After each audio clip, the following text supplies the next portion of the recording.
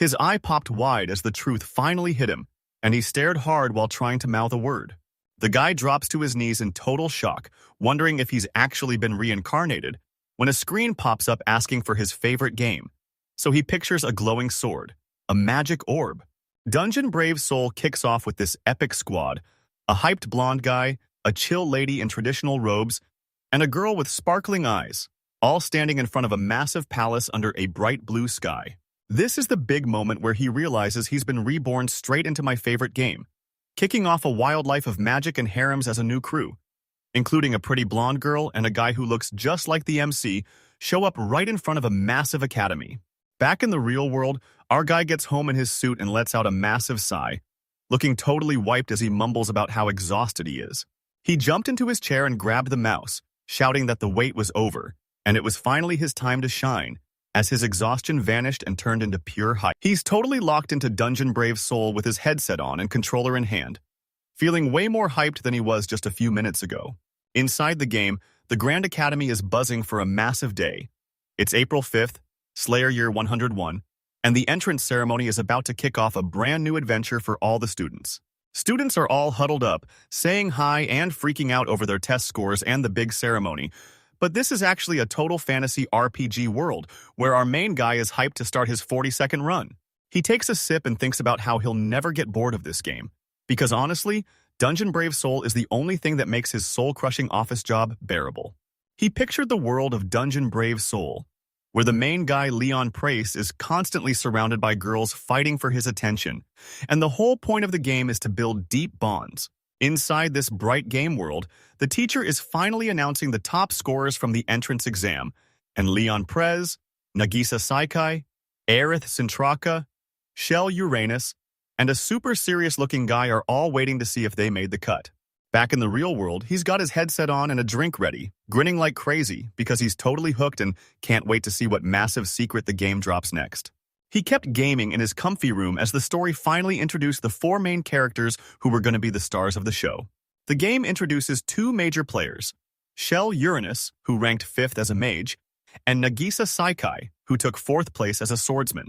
Next up is Aith Centraka, who took 3rd place in the entrance exams to start her journey as a cleric. And even though she's all smiles now, she's got some seriously tough times ahead of her.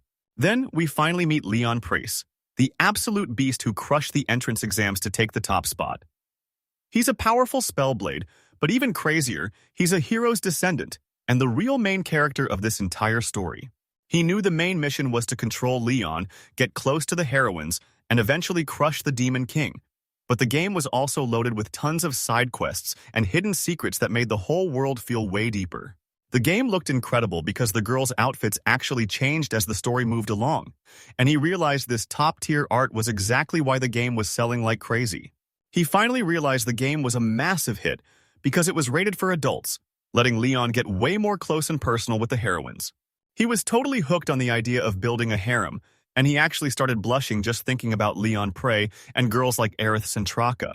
The game says bonding with the girls is totally heart-melting, but Leon thinks it's actually not that deep, even with beauties like Shell Uranus and Nagisa Saikai constantly surrounding him. Danbury was a massive hit that blew up into an anime and manga because it perfectly mixed hardcore RPG gameplay with spicy adult content that fans absolutely obsessed over. To fully explore it all yet, I will treat this as one line or unit of thought to be rewritten. Refined version. Even though the game was, he's slumped over and totally exhausted, but Fantasy Male 2 and the two girls just keep their story going on the screen like he's not even there. He was so wiped out that he just crashed on the floor right next to his setup, surrounded by all the trash from his massive gaming session. A mysterious guy in dark clothes stands alone in a massive fancy hall and asks, "What game do you hate?" Welcome to the world of Dungeon Brave Soul 2. Where a nameless background character named Xenon has finally become the main hero, and he's teaming up with Leon right after the big bad Demon King. In the second game, you play as Xenon in a world locked down by giant chains, but the story hits you with a massive twist. Xenon links up with Leon and they become a total mess of a duo, while he also rounds up all the girls to build an unstoppable squad.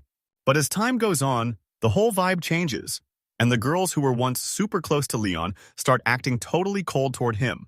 Everything got super weird because Xenon was snatching up every single heroine, showing everyone who's boss while sitting on a massive pile of them. Leon is totally stuck and forced to watch Xenon's sick games as he shows off the girl he captured, hurting her right in front of his face. She's screaming in total pain and terror, begging them to just make it stop. Leon is crying his eyes out as he reaches out with a shaking hand, but he's totally helpless and can't do a single thing to stop it. Leon is totally broken by all the tragedy, so he makes a crazy move to break the Demon King's seal and walks into a dark cave to find a way out using forbidden power. A massive flash of light suddenly blew up the whole world because the Demon King finally let his insane power go wild. Our MC finally remembers the game that started this whole mess, Dungeon Brave Soul 2. It was a totally twisted story filled with love and non-stop fighting.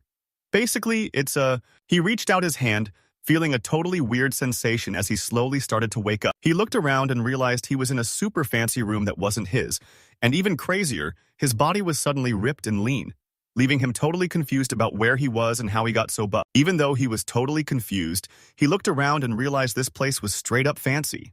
He walked right up to a massive fancy mirror, staring straight at the reflection waiting for him. As he stepped closer, his reflection started to show up, but the face staring back wasn't his at all. He stared at the stranger in the mirror, his eyes wide with shock as he realized that wasn't his face at all. He looked in the mirror and completely lost it, because staring back was Xenon Baskerville, the villain he hated most from Dambor, making him scream and grab his head in total shock. The shock was way too much, and he just dropped to his knees feeling totally crushed. He didn't wake up as the cool hero, but as the trashy villain he hated most in. He woke up with a shock and saw the face of Xenon Baskerville, a guy he totally hated, only to realize he was now stuck inside the game world as the legendary hero he actually loved. He couldn't believe he was stuck in this guy's body, so he just crashed on the floor next to his gaming gear, which was a huge reminder of his past life. He wondered what kind of crazy things you'd have to do in a past life to end up like Xenon, a guy who was famous for being a total creep with girls. If he was stuck being reborn, he'd way rather be Leon, the cool main character who's always surrounded by girls, instead of a total creep like Xenon. He was deep in thought when a maid suddenly barged into his room, totally scaring him, and she immediately started apologizing like crazy. The maid kept apologizing, explaining that since he usually sleeps through her knocking, she just barged right in, and now she's bowing low and ready for whatever punishment she gets for being so messy and rude. He gasped in total shock as the maid stayed bowed low, acting like she was just waiting for him to punish her. She told him she was ready for her usual punishment, and he was totally freaked out, wondering if the original Xenon actually whipped her every single day. He tells her to get dressed fast, hating how gross Xenon is and worrying he'll look sus if he doesn't act, while the maid is totally shocked because usually she'd need. A few minutes later, the maid finished getting ready and thanked him for waiting, while he held up some dark gear and confirmed it was totally Xenon's. He took a closer look at the maid and realized she was actually stunning, making him wonder why someone this pretty was just a background character, so he snapped out of it and asked her what today's date was. The maid shushed him and said it was April 5th, year 101 of the Slayer calendar, which was all the proof he needed that he was definitely stuck in the world of Dambor. April 5th was a massive day for everyone because of the Royal Academy's big entrance ceremony, but for him, it was a date he'd never forget since he'd already beaten the entire game. While figuring out his next move, Xenon-sama's lead investigator decided to ditch his morning workout because he's officially starting at the academy today. Daymite was totally shocked because Xenon never missed a morning workout, and as our hero summoned a swirling vortex of dark energy, he realized the original Xenon was actually super hardworking with powers that. The maid offered to make him some breakfast if he was taking a break, but he turned her down and told her to lead him straight to the training grounds instead. He followed the maid and looked around, realizing this place was straight out of the game, and he started wondering what Xenon's training grounds were actually all about. He started training with a sword and felt his body sync perfectly with Xenon's powers, almost like he'd been in this body since day one. He stared at the targets, realizing Xenon's skills were way beyond just being talented, before locking in and letting loose a massive dark blade strike. That dark blade slammed into its target with so much power it literally smashed it into a million tiny pieces. He couldn't stop thinking about Xenon's past, wondering how such a hard worker became a villain famous for stealing other guys' girls. He knew Xenon was a total beast when it came. Then it hit him. Xenon is only famous for being a total player, but since it's just the first day of school, he hasn't actually messed with anyone yet, so there. Now that he's officially Xenon, He's determined to dodge all the messy drama from the game's sequel and just aim for a chill school life, debating if he should help the house. Meanwhile, the maid Leviena was peeking around the corner, her eyes wide with shock at the crazy scene unfolding. He turns around totally shirtless and asks why she's just standing there, but Leviena's brain is short-circuiting because she can't believe Xenon is actually thanking her. So she calls him a jerk for making her feel this way and tells herself to get it together. He looked her right in the eyes and finally thanked her for always having his back, admitting he'd been too shy to say it until now, while Leviena just turned bright red and squeaked in surprise. She covered her mouth in total shock as tears started to spill, while he promised himself he'd never become a villain like the original Xenon, deciding to change his ways while he still had the chance. Leviena was literally crying happy tears, shouting that this was the best day of her life because her loyalty finally paid off. He gently grabbed her hands, apologized for taking so long to thank. Xenon gets into his school uniform and hops into a fancy carriage to head out. Leviena is still super emotional as she says goodbye, telling him to stay safe. He thinks about how easy it would. As the carriage starts rolling, Leviena waves like crazy and yells for her master to come back in one piece, while the butler stays chill and Xenon just stares out the window looking totally relaxed. He let out a heavy sigh, wondering just how much of the game's original story he should actually let happen. With the entrance ceremony finally over, the real story of Dambor is officially kicking off. Our main guy, Leon Brave, is set to spend the next 2 years at this academy, teaming up with the hero.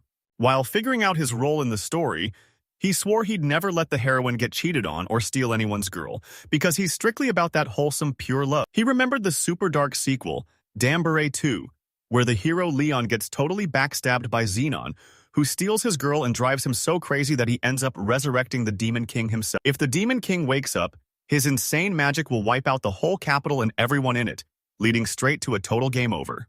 He realized that if he just stopped kidnapping the girls, he could dodge that total disaster, so he decided to chill and let Leon beat the Demon King while he completely ignored the game's original. He looked totally locked in and swore he was done following Xenon's path, choosing to ditch the game's script and carve out his own destiny. The massive gates of the Royal Academy of Sword and Magic are wide open, and a crowd of students looks totally tiny standing there as they get ready to start their big adventure at school. He balled up his fists with a wild grin, shouting that this academy is where legends are born, and since he's been waiting forever for this moment, he finally yelled, "Let's go!" This academy was a massive, high-end school with giant domes shining in the sun, and the whole place was buzzing with tons of students running around everywhere. He'd walked these halls a million times in his head, but now he was actually nervous and hated himself for acting like such a total loser. He finally started to chill as his hype died down, but his heart nearly stopped when he spotted Leon, the main character of this world, and he let out a sharp gasp of pure shock. He watched everything go down with a smirk, remembering exactly how the game was supposed to play out. First up was the big entrance ceremony in the auditorium. Then everyone would head to their own classes. After, he flashed a terrifying grin with wide, crazy eyes, completely ignoring the 2 girls nearby who were jumping back in shock because he was way too lost in his own head. The girls were still totally freaked out and knew this mess was all his fault, while he just walked away, realizing he had to stop laughing like a maniac in front of people. He's standing all alone in this massive, empty auditorium, and it's a total reminder of how isolated he really is. He covers his face and sighs, thinking about his role. He listened closely as the old butler stood before the students, ready to announce the top scorers of the entrance exam. Next up, the butler announces 5th place is Shell Uranus, and she's got a huge smile and a feather in her hair, looking totally hyped about her win. She's a noble from the boonies who's a total pro at attack magic, and she's the childhood friend who actually pushed Leon to join the academy. Then the butler shouted out Nagisa Saikai for 4th place, and the super energetic girl turned totally red as her heart started pounding. She's a samurai girl from a Japanese-style land and the daughter of a dojo master, acting as a speed fighter who's actually faster than Leon, but the MC spots a... Next, the butler announces Aith Centria in 3rd place, a noble cleric from a powerful church family, and as she smiles with her staff, our hero definitely notices she's a total beauty. The butler finally calls out Xenon Baskerville as the 2nd place winner, and Xenon just smirks, knowing the dark future where he ruins Aerith's life is officially over. He kept blushing and stressing out because all the girls were way too cute, and he had no idea how to be the villain when he actually wanted to get close to them. The butler was losing his cool and shouted Xenon Baskerville's name again, sounding sharper than ever. Xenon jumped and let out a groan when he realized he missed his moment to stand up, and now the whole auditorium was looking right at him.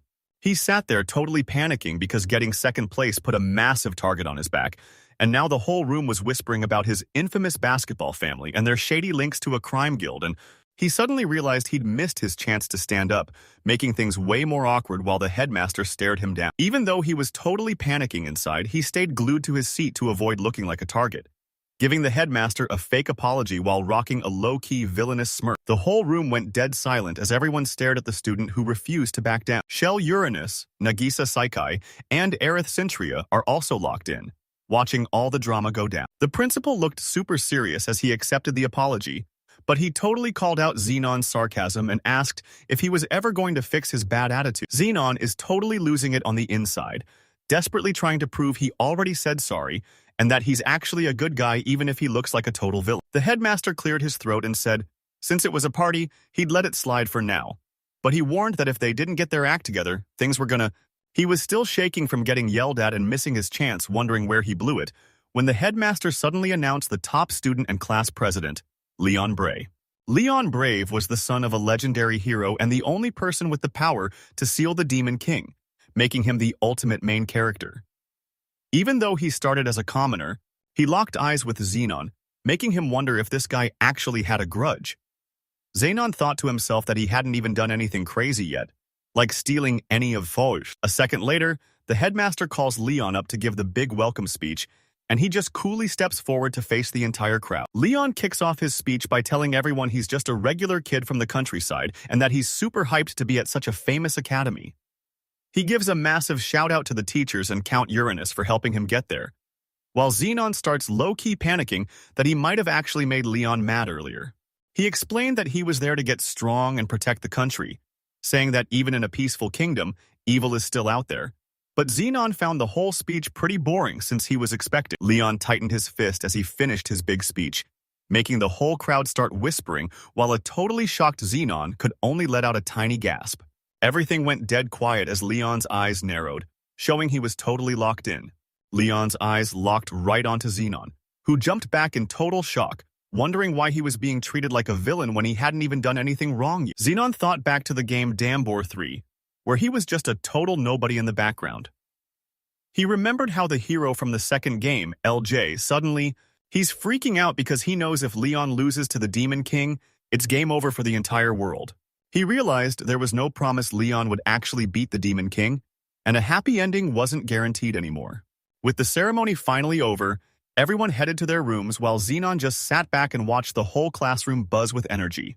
He realized that if the story had actually changed, his game knowledge was totally useless. So instead of just chilling, he'd have to go all out and stay out of Leon's way just to have a peaceful school life. Leon sat nearby and let out a frustrated grunt, feeling like Xenon was totally judging him, while Xenon just wondered if there was a better way to pull off his master plan. He dreamed of the day he'd join Leon's squad and have their backs once the Demon King was finally toast. He figured that if they just beat the big boss, they could finally... A teacher kept a close eye on Xenon, determined to keep him on the right path and following the script, while Xenon himself was just confused about why he'd even acted like that. After school wrapped up, everyone was buzzing about clubs, but while Leon was looking to join one, Xenon realized that people judge you the second they see you, and since he's part of that, he booked it back home to come up with a better game plan, realizing his life was getting way more intense than he ever expected. A fancy carriage rolls up to the massive Baskerville mansion, and the second he steps out, everyone starts shouting to welcome the young master home. Right then, Laviena the maid rushes over, worried he's freezing out there, and tells him his dad is waiting in the office to see him right now. The second his dad, Grandolph Baskerville, was mentioned, he looked totally freaked out, and his face went completely stiff. Grandolph Baskerville is Xenon's dad and the king of the underworld who turned his son evil, running a massive crime guild, selling slaves for cash, and using assassins to bury his secrets as the game's ultimate villain. He really wanted to stay away from a guy like that, but since he couldn't dodge his dad forever, he just sucked it up and walked right into the office to let him know he was there. The moment he steps inside, these dark magic chains called Bloody Chain explode from the ground and wrap around him with crazy force. Those massive chains slammed him right into the ground, leaving him totally stuck. He's struggling against the magic chains and gasping for air as a dark figure towers over him, calling out his name. Fosum tempo, Mayu filio, in a voice he knows way too well. His dad, Grandolph, stood over him and explained that the bloody chain was a dark torture spell that kept hurting him over time. Then he casually asked why Xenon only managed to get second place on his entrance exam. He kept trashing Xenon, calling him a total loser for not even getting first place at some tiny academy. He screamed that the Baskervilles rule the night and never lose, and that Xenon's failure totally shamed their family name. All while Xenon lay there in chains, shaking in pure agony and unable to even make a sound. Still totally disappointed, he warned Xenon that if he doesn't get first place in the next exam, this punishment is just the start, so he'd better listen to the stewards. As soon as Grandolph leaves, Lavina bursts in and completely freaks out seeing Xenon all mangled and still tied up in those bloody chains, screaming his name and promising she's going to get him help right now. Leviana rushed to give Xenon a super strong healing potion while he was bleeding out and barely hanging on after that insane attack. Xenon woke up in his bed at the giant Baskerville mansion and was super relieved to see that potion working its magic as all his injuries started vanishing right before his eyes. He looks over and sees Leviana crashed out right next to him, totally exhausted from working so hard to take care of him. Xenon couldn't understand why a literal angel like Leviana would serve a total scumbag like him who steals people's partners, especially when the painful memories of his dad's brutal abuse still stung like it happened yesterday. Then he thought about Grandolph Baskerville, the guy he totally blamed for driving the original Xenon insane with his pure cruelty. He finally saw that the original Xenon lost it because the non-stop bullying and stress just became too much to handle. And that total mental break is what pushed him to frame Leon and kidnap the heroine. Xenon couldn't stop thinking about how much the original him hated Leon, because Leon had the girls, the fame, and the respect for killing the Demon King, while Xenon was stuck with a trash family and zero love, making Leon a constant reminder of the life he could never have. He kept looking back at the original Xenon's past, remembering how he stole every single girl from Leon and left Aith Centria crying because of his selfish games. He gripped his fist with fire in his eyes, finally deciding on a massive new goal for himself in this world. Then he started thinking about this creepy, shadowy monster of a guy that he had to take down way before he even touched the Demon King. It was actually his own father, Grandolph, standing there with a creepy, smug smile. So Xenon decided right then that he was a monster who shouldn't even exist and he swore to wreck the script and stand up to the villain's dad, because in this new life, he's going to live by his own rules and finally have some fun. Right as he locked in his decision, Lavina the maid burst into the room and was stunned to see him awake, calling out to him with a face full of shock and relief. She lunged at him for a massive hug, burying her face in his chest and whispering his name while he just stood there totally blushing and caught off guard. Leviana shouted his title while holding on tight, making him look super embarrassed. Right before the scene cuts to the massive Baskerville mansion under the starry night sky. Later on, Xenon is all alone in a super fancy room, scribbling in his notebook and looking totally locked in. He had to make sure his info was solid, so he started writing down every quest and location in his notebook to get ready for the journey ahead. He started mapping out every detail of the situation and what he still needed to find out, writing it all down in Japanese so he could keep his thoughts organized and easy to read. With his first notes finally finished, he started planning how to actually survive in this world, feeling totally hyped that he was ready for the next step. He knew that to reach his goal, he'd have to take down his own father, Randolph, whose evil smirk was a constant reminder of the massive challenge standing in his way. He kept planning but realized that going off script would make Leon a total wildcard and ruin everything. And even though he thought about just ditching the house, he knew he'd never survive a world. His face went totally serious as he realized that if Leon loses to the Demon King, the whole world is toast. And even though sealing the monster away would be the best move, he knows the fate of everyone is now resting right on his shoulders.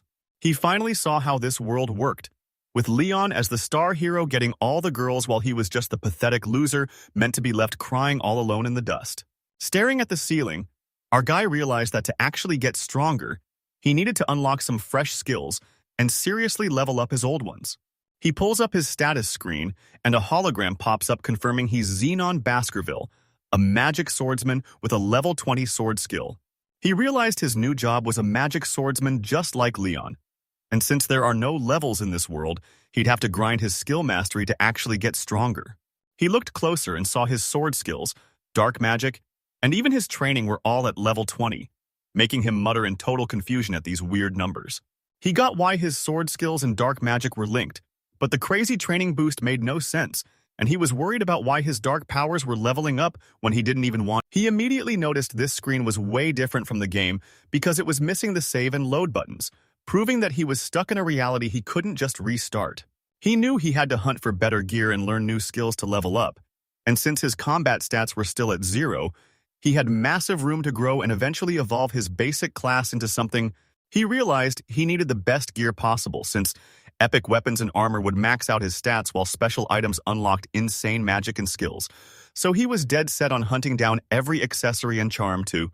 He started thinking about how to get his hands on these items, whether he bought them at a shop, raided a scary dungeon, or won them from a special event. He started weighing his options for gear, since dungeon drops are a total gamble and the best items at auctions cost a literal fortune. He wasn't going to follow the script perfectly, but he knew he couldn't mess with Leon's growth or things would end in a total disaster. So he started wondering if. A soft knock rang through the super fancy room as a voice politely asked if they could come in. A second later, the maid Leviana shows up with a massive breakfast tray because she was worried he was feeling sick, and he's totally relieved to finally eat that sandwich, soup, and coffee to get his energy back. He thanked her for the food, making her blush like crazy as she tried to say it was just her job, but he insisted on thanking her again for always looking after him. While he's just chilling with his coffee, Leviano completely loses it, hiding her face in her hands and letting out a tiny whimper. She quickly said sorry and bolted out, promising to grab the plates later, but then he noticed drops of blood hitting the floor right where she'd been standing. He was totally shocked that she got a nosebleed just from him saying thanks, and even though her obsession was super scary, he realized he actually loved it. Later, he's walking through the massive halls in his school uniform, feeling good that he finally has real allies and doesn't have to do anything crazy anymore, right when the old butler ZZ. Zenon immediately asks if Zealous is going to snitch to his dad about him being lazy, but Zealous says he was just worried because Zenon skipped his morning practice, reminding him that as the head butler, it's his job to keep. He stood before the old butler, who told him Lord Baskerville expected him to grow into a total powerhouse worthy of the family name, praying he wouldn't let them down. Zenon promised he'd make his dad proud and told the butler not to worry about his breaks, while the butler just looked down as Zenon gave a cocky little huff and turned away. He looked totally locked in and said that just practicing swings wasn't the only way to get strong, so he was going to find his own path to blow his dad away. And as he started to head, a week later, Zenon rolls into the academy looking so scary that everyone starts whispering. And even though Leon is totally glaring him down, Zenon doesn't even care because school is a total joke. He sat in class, totally hyped for the lesson he'd been waiting for. And when the teacher announced they were doing dungeon exploration, Zenon just gave a knowing smirk while the rest of the kids looked absolutely terrified. The teacher told the class to squat up before heading out, and Zenon listened closely as they learned that dungeons are monster-filled dens packed with endless loot. But if they aren't cleared, This academy was built for one reason: to wipe out dungeon monsters and train heroes to protect everyone. And this massive vine-covered door was definitely the entrance to one of those death traps. Standing right in front of the massive gates, the teacher told everyone they'd be heading in one by one. This place was called Sage's Playground, the Academy's official tutorial dungeon. He stood there acting totally confident, claiming he could crush the tutorial dungeon all by himself, but his teacher looked super worried and felt a sting in her nose like she was about to cry. Zenon looked back and reminded them one more time that he was totally fine going solo. Nagisa Saikai, the school's biggest loner who doesn't trust anyone, was just standing there at the dungeon entrance. We know Leon is eventually going to save her and help her open up. The teacher tried to warn him, but Zenon totally blew off the idea of teaming up, saying he didn't need any help. Nagisa was thinking to herself that she needed to stay as far away from the main hero Leon as she possibly could. The teacher just sighed and reminded everyone that if they die, the school isn't responsible, so they better not do anything stupid since any accidents in the dungeon are totally on them. She reminded the hyped-up students that their dungeon run would decide their final grades. And suddenly, every team was scrambling to get inside first. The second she finished, the students totally lost it, yelling over one another to see who'd be the first one through the door. The whole place was a total mess with students begging to go first. But Zenon just watched, thinking it was wild how everyone acted like the teacher was about to handpick the order. He told Nagisa that the other students were being way too reckless, acting like entering a dangerous dungeon was just some casual field trip. Nagisa walks up and asks what his deal is since he's the only one doing nothing. Then she shouts to the crazy group that if they can't pick who goes first, she's taking charge, making Xenon wonder if she's just trying to flex on. She marched right to the front to take charge, and while Xenon thought her vibe was actually awesome, the rest of the class started whining that it wasn't fair. She marched straight into the tutorial's dark stone halls without looking back, leaving the rest of the students frozen at the entrance just watching her disappear.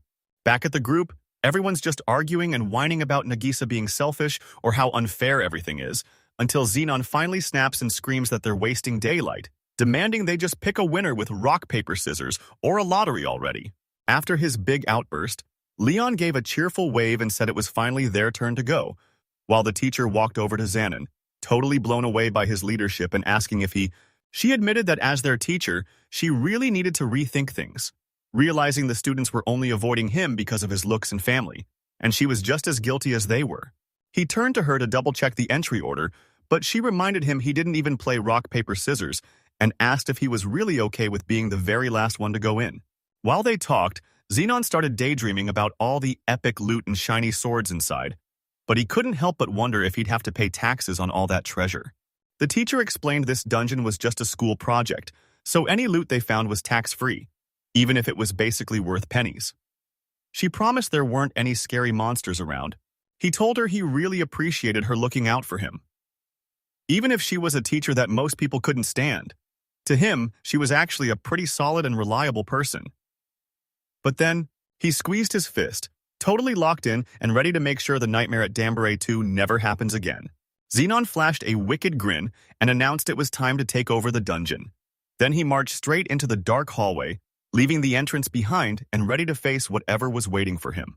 The guy locked in and let loose a ton of super fast hits, his sword turning into a dark blur as he used his shadow edge to totally shatter that bouncy slime monster. He just kept charging forward, swinging his swords in massive circles and slicing right through the tough slime monsters filling the hallway. After taking out those monsters, he stopped to check out a small crystal they dropped and realized this whole dungeon was a perfect match for the game he knew so well. He realized this was just a basic tutorial dungeon, so with only weak monsters and zero traps to worry about, he could easily breeze through the whole place by himself. He jumps back into the fight with a huge burst of energy, spinning like a total blur and shredding through those slimes like it's nothing. He scooped up the loot like it was total child's play, but deep down he couldn't shake the bad feeling in his gut. The real nightmare was still waiting for him down on the south. He brushed off these weaklings as mere total losers, leaping into the air and shredding through those bouncy slime monsters because he knew their numbers didn't mean a thing against his crazy skills. He kept up the aerial attacks with a cocky smirk, shouting that these slimes were basically just punching bags for his train. Right as he landed, one last slime burst all over his face, but he just kept smirking because he was totally loving the fight. He kept heading deeper into the dungeon with a glowing trail of energy behind him, thinking it was finally time to hit the next floor.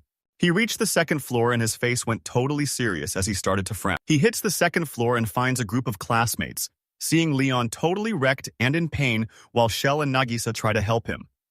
Leon's beating himself up for being so weak against. He leaves the injured behind and pushes into a massive cave filled with dead slimes, swinging his sword to clear a path through the pile of monsters. As he pushed deeper, he saw more and more people down for the count on the third floor, and then he spotted Leon, Shell, and Nagisa leaning against the walls, realizing they were the only ones who actually managed to make it this far. Leon, Shell, and Nagisa slumped against the stone wall, looking totally beat after surviving the dungeon's brutal challenges. While Shell heals Leon, she tells him they need to be careful about teaming up outside of school, but Leon just stares at her, thinking about the cheat skill class and how out of nowhere, a blonde girl named Aith steps in and starts spamming high-level healing magic, making Leon, Shell, and Nagisa feel better instantly while they thank her and trip out. He was totally stunned, watching Aith heal him while she gave off this insane vibe of pure, calm power. He snapped out of it with a quick slap to the face, swearing he wouldn't get distracted since becoming an NTR protagonist would totally ruin the Demon King's big comeback, so he ditched his classmates to be alone, but then a familiar girl named Aith walked up and asked if he was really the legendary Baskerville Sama. While the other students watched nervously, Aith stepped up and proved she was the legendary junior basketball Sama. And then he dropped the bombshell that he was actually Country-san, the school's third. He asks her what the heck she's doing in a tutorial dungeon, and she just gives him a soft look and offers to heal him, even though she totally expects him to say no. She made it clear she's not the type to leave anyone behind, and she's dead set on healing every single person she finds. Aith Baskerville was basically a total saint who always put her life on the line for others. So when the MC questioned why she was staying behind, she just calmly said her friends gave. She was being a total hero, but it actually made him super nervous because he remembered this exact vibe from the game's story. He couldn't wrap his head around people who'd throw away their own happiness just to help others. And even though he knew she was a good person, her constant self-sacrifice was honestly just getting on his nerves. He turned his back and walked away, thinking her sacrifice was totally stupid, and decided to let the hero be the one to give her a lecture. She shouted to see if he was okay, but he just told her to keep helping people without overdoing it before he headed off on his own. He knew for a fact that saving the Saint Aith wasn't his job because that was Leon's destiny. So since he was the villain and not the hero, he planned to go out. He kept heading deeper into the dungeon, following a narrow, twisty staircase that dropped straight into the pitch black. Back on the 4th floor, a pack of horned beasts and some creepy shadow figures are charging ahead, looking ready to wreck everything. He kept pushing forward alone, knowing Leon, Shell, and Nagisa were probably at the bottom floor by now, and just like he expected, the rest of his classmates were nowhere to be seen. He remembered a massive dragon monster that Leon had probably already taken out, proving just how crazy strong the hero actually is. He stepped into a massive cave full of tiny blob monsters and felt totally let down, wondering if this was really all his first dungeon had to offer as he gripped his sword. Suddenly, a terrified scream rings out as rocks start crashing down, and even though someone yells to run or die, he sprints straight toward the collapsing wall. He bursts into the middle of total chaos and freezes when he sees 2 of his classmates. One guy is badly hurt and struggling, while a girl is fighting like crazy to protect them both. A massive gargoyle was looming right over them, which was insane because it was only supposed to show up on the very last floor of the dungeon. The injured student screamed in rage, asking how the gargoyle dared to touch Alicia, but the monster just roared about wiping out all humans while our hero realized this fight was supposed to happen way later with... It suddenly clicked that he was totally wrong because he forgot one huge detail from the game's lore. That gargoyle was actually running away from something, and right now, it's tearing through his classmates on the top floors while it tries to escape. Suddenly, images of Leon, Seal, and Alicia flash through his mind, and they look totally shocked and worried about him. The vision gets way more intense, showing Leon holding his dying friend and screaming that it's all his fault the enemy got away and caused this. While Leon is mourning, a dark-haired guy towers over them and shouts that side characters are meant to die, and Leon is next. A massive demon suddenly corners Leon in the cave, while the dark-haired guy watching from afar thinks Leon needs to suffer and die just to get stronger and fuel his hatred for demons. He realized that if he stepped in now, he might ruin the future where Leon actually beats the Demon King. So he had to just stand there and watch the tragedy happen. Inside the vision, the dark-haired guy turns to leave, but Leon starts screaming for him to just run and save himself, making the guy clench his fist like he's totally torn about what to do. The vision suddenly snaps back to reality as the gargoyle fires a massive energy beam that sends Leon and Seal flying, making them think it's game over until a mysterious figure jumps in and blocks the... Our hero stood his ground against the screaming gargoyle, shouting that being a villain just wasn't his style as he geared up for the fight. Baskerville stood his ground right in front of a massive, terrifying demon. He shouted that a real hero never ditches his friends and always levels up when things get dangerous. This made the monster roar. Baskerville just laughed at the demon's threats, calling it a weak tutorial boss that shouldn't be talking before he charged in for a wild attack. He's flying high and feeling totally unstoppable, bragging that he's a top-tier villain the hero can't even touch. Then he looks at the demon and asks if a trash mob. He kept unloading on the demon with hits so heavy that debris flew everywhere. And while the monster roared in pain, Baskerville realized this guy was actually crazy tough. He's still fighting, but he's getting super annoyed that this gargoyle is as strong as a mid-game monster, calling it nothing but a stiff wooden doll. He tried to pull off his Shadow Edge move, but that rusty starter sword was basically trash and couldn't land a real hit. So the demon just kept roaring like it didn't even... Watching the demon fly, he realizes its physical strength is insane, but its magic defense is total trash. So he starts wondering how many spells it'll take to win while he's already looking pretty beat. The demon lunged at him with a deadly roar, and while he knew this beast was meant for a whole squad, he hated that he had to face it all alone. He's totally locked in and decides to end the fight with one massive strike now that he's finally found the demon's weak spot. He spotted the weak point and slammed his blade right into the gargoyle, making the beast roar in total agony as he shouted, "This is the spot! Every enemy in this world has a secret weak spot, and for a gargoyle, hitting it right under the chin lands a massive critical hit every single time. The gargoyle stumbled back from the hit as he started trash-talking, asking how embarrassing it felt for a big event boss to get clapped by a weakling after failing to get revenge. Out of nowhere, the gargoyle screams in shock and blasts a massive health flare to try and fight back. The gargoyle couldn't handle the power and started cracking, letting out one last painful scream as it was totally blown to pieces. After crushing that gargoyle, he knew picking the magic swordsman class was the right move since it's the most OP start in this world, the same one Leon has, and there was no way a total pushover boss like this could ever take him down. He grabs the monster's loot and realizes this was his first real fight since getting here. And even though he's not sure how this changes the game's story, he's just hyped. He rushes over to the group and sees character_helping character F, who's lying there hurt on the ground, and shouts out to see if they're doing okay. He looked up from under the rocks to say he was okay, thanking Baskerville for saving him from that total nightmare. While they talked, he pointed at the empty bottles scattered on the ground, looking totally stressed because their healing stash was almost gone. He looked up in total shock as Baskerville reached out with some healing items, reminding him they were in a massive mess and really needed the help.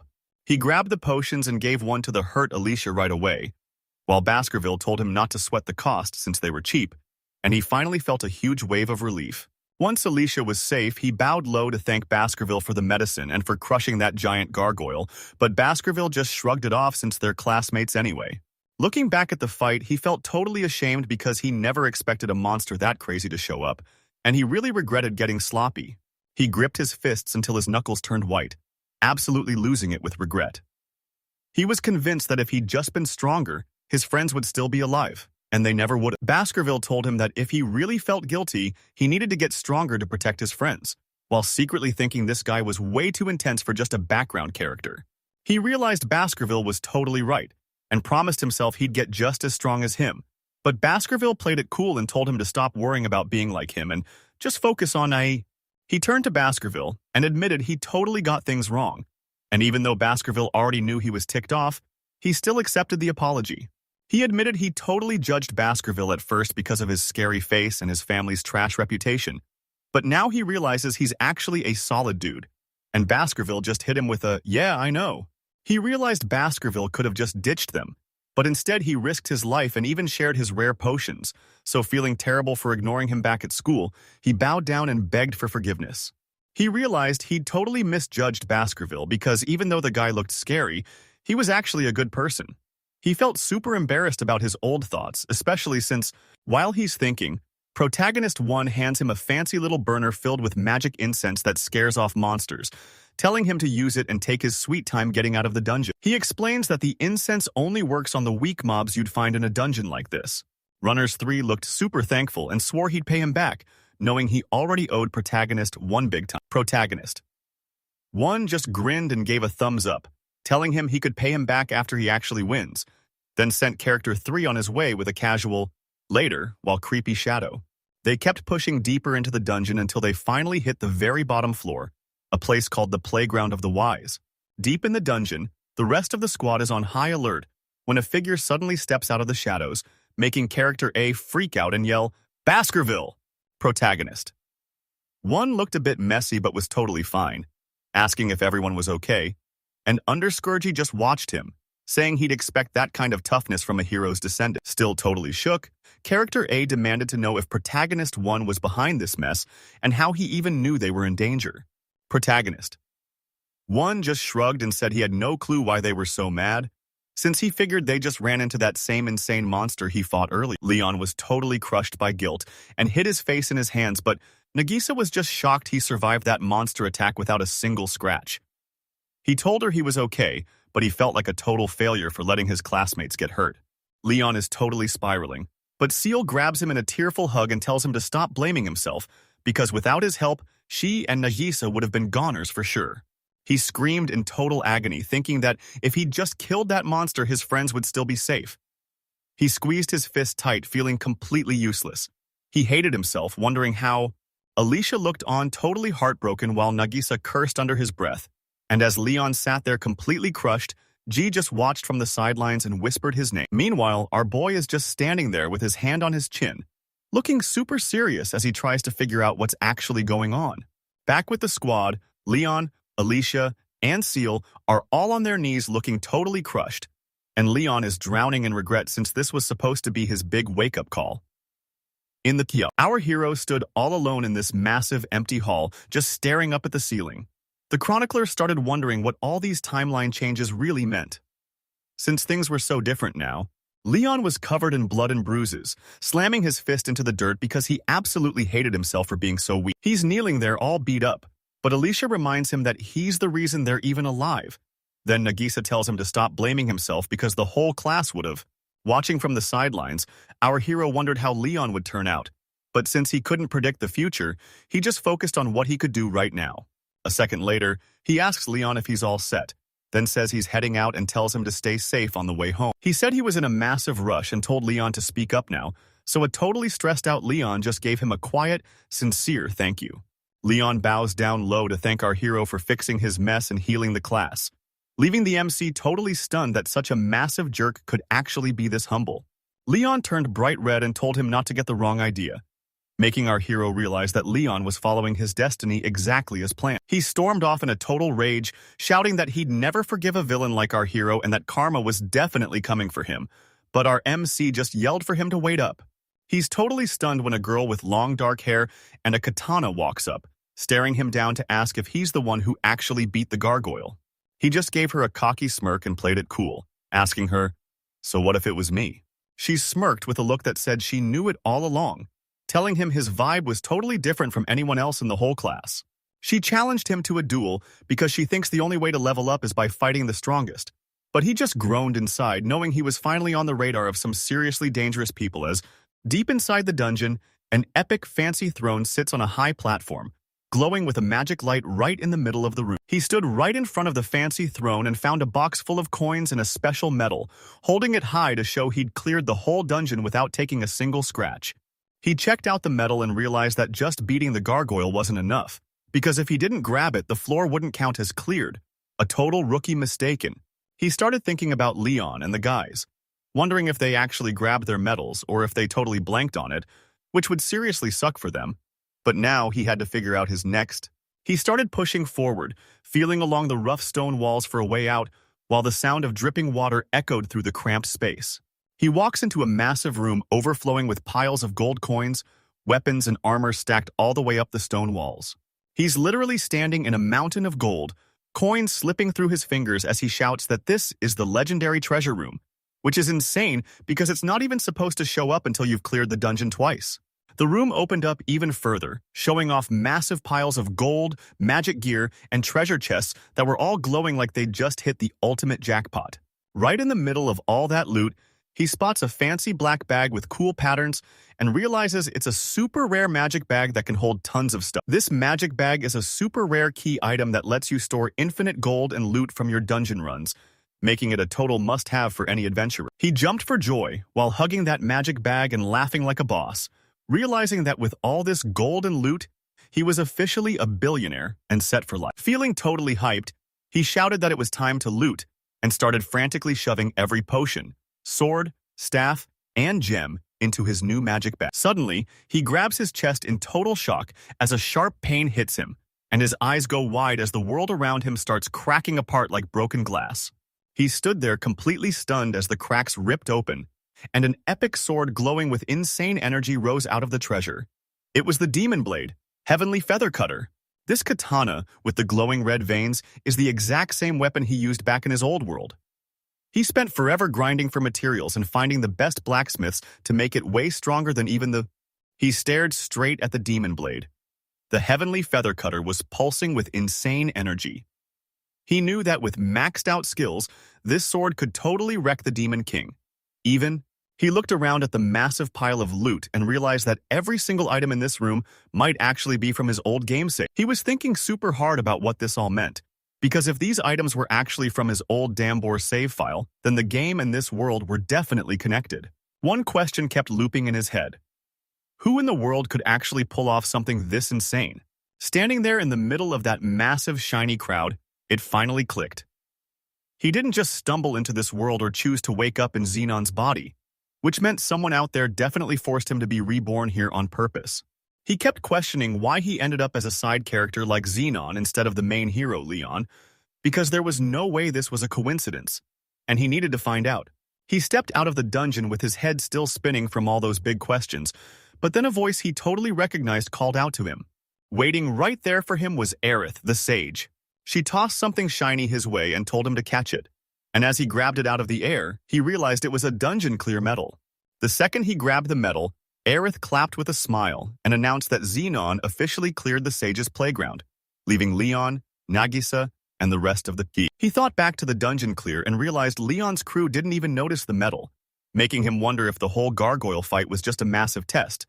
But then Aith the sage gave him the green light to explore more dungeons as long as he didn't push himself too hard. Walking through the city, he looked over all that sweet loot he'd swiped from the rich guy's room, but since his levels were too low to use any of it, he realized being a solo player was a total dead end, and he definitely needed a squad. He realized soloing these high-level dungeons was basically impossible, and even though he needed to grind his skills, he wasn't going to use trash weapons because that would just be a waste of time. He realized that getting paralyzed or turned to stone would be a total death sentence without a healer to save him.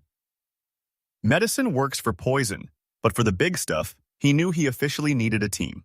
He desperately needed a team, but since Leon's crew was out and his classmates were totally useless, he only had two options left: shady mercenaries who'd probably rob him blind, or buying slaves, which is legal in this kingdom and uses magic to force them to stay loyal.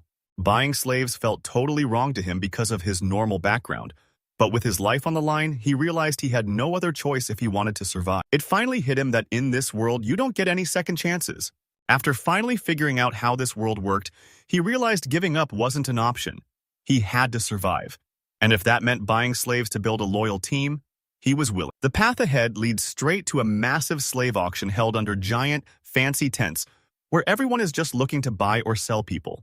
A fancy butler greeted the basketball family's young master and led him straight to a front-row seat, which he took with a quick, quiet thanks.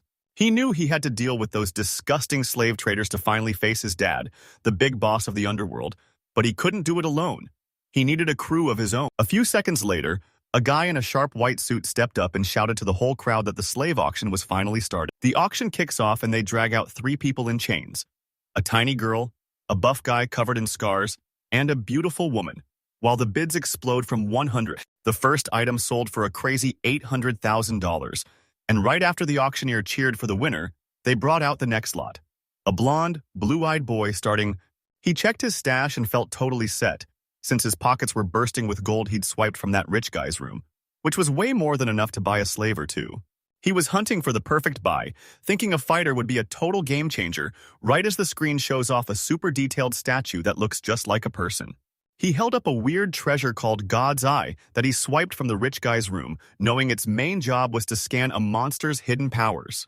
A bunch of people were lined up on the auction block in chains and collars, including a buff guy, a tiny girl, a beautiful woman, a calm tall lady, and a serious muscular man, all. He realized the God's Eye was actually a total cheat code because it let him see every skill and talent his enemies were hiding right in the middle of a fight. He realized this item made it super easy to spot anyone with real combat power, so he immediately rejected the ones who only had charm because they were useless for what he needed. He kept looking through the slaves but was totally bummed out because none of them had the special skills he needed, especially since he knew natural talent grows way faster than anything you can learn later. He let out a sigh and turned away from the stage, scanning the crowd because he was totally bored with the trash they were selling. He was just about to give up and try a new plan when the auctioneer suddenly shouted that the final slave of the day was coming out. The auctioneer got super hyped as he revealed the next prize: an Oni girl from the northern continent who's just as rare as a dragon kid. His eyes went totally wide and he looked completely blown away as he finally realized what the auctioneer just said. He stared at the new slave, a girl with white hair, glowing gold eyes, and red horns that marked her as an Oni. Realizing she was a super rare and powerful Olza White. He stared at the Olza White ogre on the auction stage and realized something totally insane. This monster wasn't even supposed to exist in the world of Dambori. He remembered Olza was actually from a different war game by the same creators, so he was totally confused why a hero from that island-fighting world was suddenly standing right here in Dambori. The young master realized things were getting super weird as the game's rules started to blur, making him wonder what was actually going down in this world. Back at the auction, Things were heating up fast as everyone started throwing out massive bids for that super rare Olza white ogre. This race is basically a legend because they stay young forever and have insane. He kept wondering if this place was a mashup of Dambore 1, 2, and the Holy See, or if they had actually been the exact same world from the very beginning. The bid hits a massive 5 million, and he realizes it makes total sense for Danbury and Holy See to be connected since the same company made both games, so he switches on his god. He was hyped to see all three of her skills were for fighting, making her the perfect recruit he was looking for. But then he hit a major snag. See, in the original story, he kept staring at the auction room, looking totally lost in thought as he tried to figure out if making a move was actually a good idea. The auctioneer snaps him back to reality by shouting out a massive $6.5 million bid, and he stands up looking like a total boss while staring at Olza, who's still stuck in chains on the stage. He threw his hand up and dropped a massive 10 million bid, clenching his fist to show he was dead serious, while Olza just stared at him in total shock. He threw his hand up and dropped a massive 10 million bid, leaving the whole crowd shook and whispering about how crazy it was to spend that much on one girl, even if she was a super. He realized 10 million was a crazy amount of money since it could have geared up a whole squad to take down a final boss, and he was seriously starting to regret blowing it all. His mind was racing as he realized that saving the white ogre before that cruel noble broker would totally flip the Holy Sea War, and he couldn't help but wonder if he was about to. He grit his teeth, unable to just watch her walk into a disaster, so he decided the main hero of Holy See could handle a few plot changes since he refused to be a total monster like. The other bidders are completely losing it, staring in total shock as the insane 10 million bid sends a wave of whispers through the whole room. The auctioneer is sweating bullets, feeling both hyped and terrified, while the guy sits down looking straight up dangerous with eyes that show he's dead serious.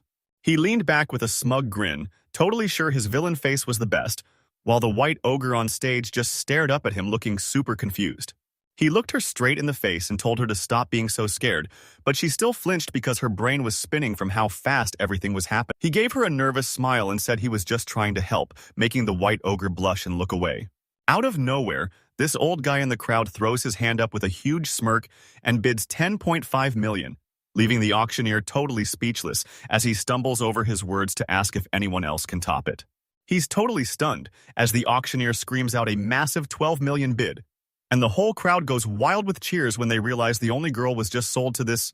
Our hero threw his hand up with a cocky smirk as the crowd went absolutely wild. He actually did it. He won. He walks away from the auction floor clutching that fancy little book and heads straight for a private spot behind the curtains.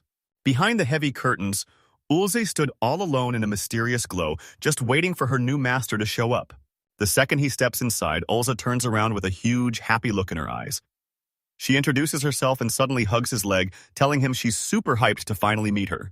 She swore she'd love him forever and do anything for him, which was a total shock since back at the Holy See, Olza was basically a lifeless doll with zero emotions.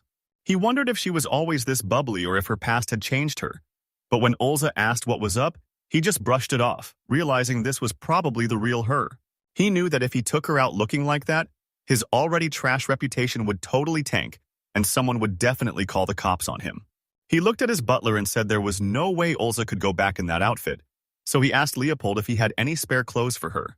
The butler just gave a sneaky laugh and hinted that they'd find exactly what they were looking for in the slaves' waiting room. When it was time for Olza to get her new clothes, the MC promised he'd be right there waiting for her.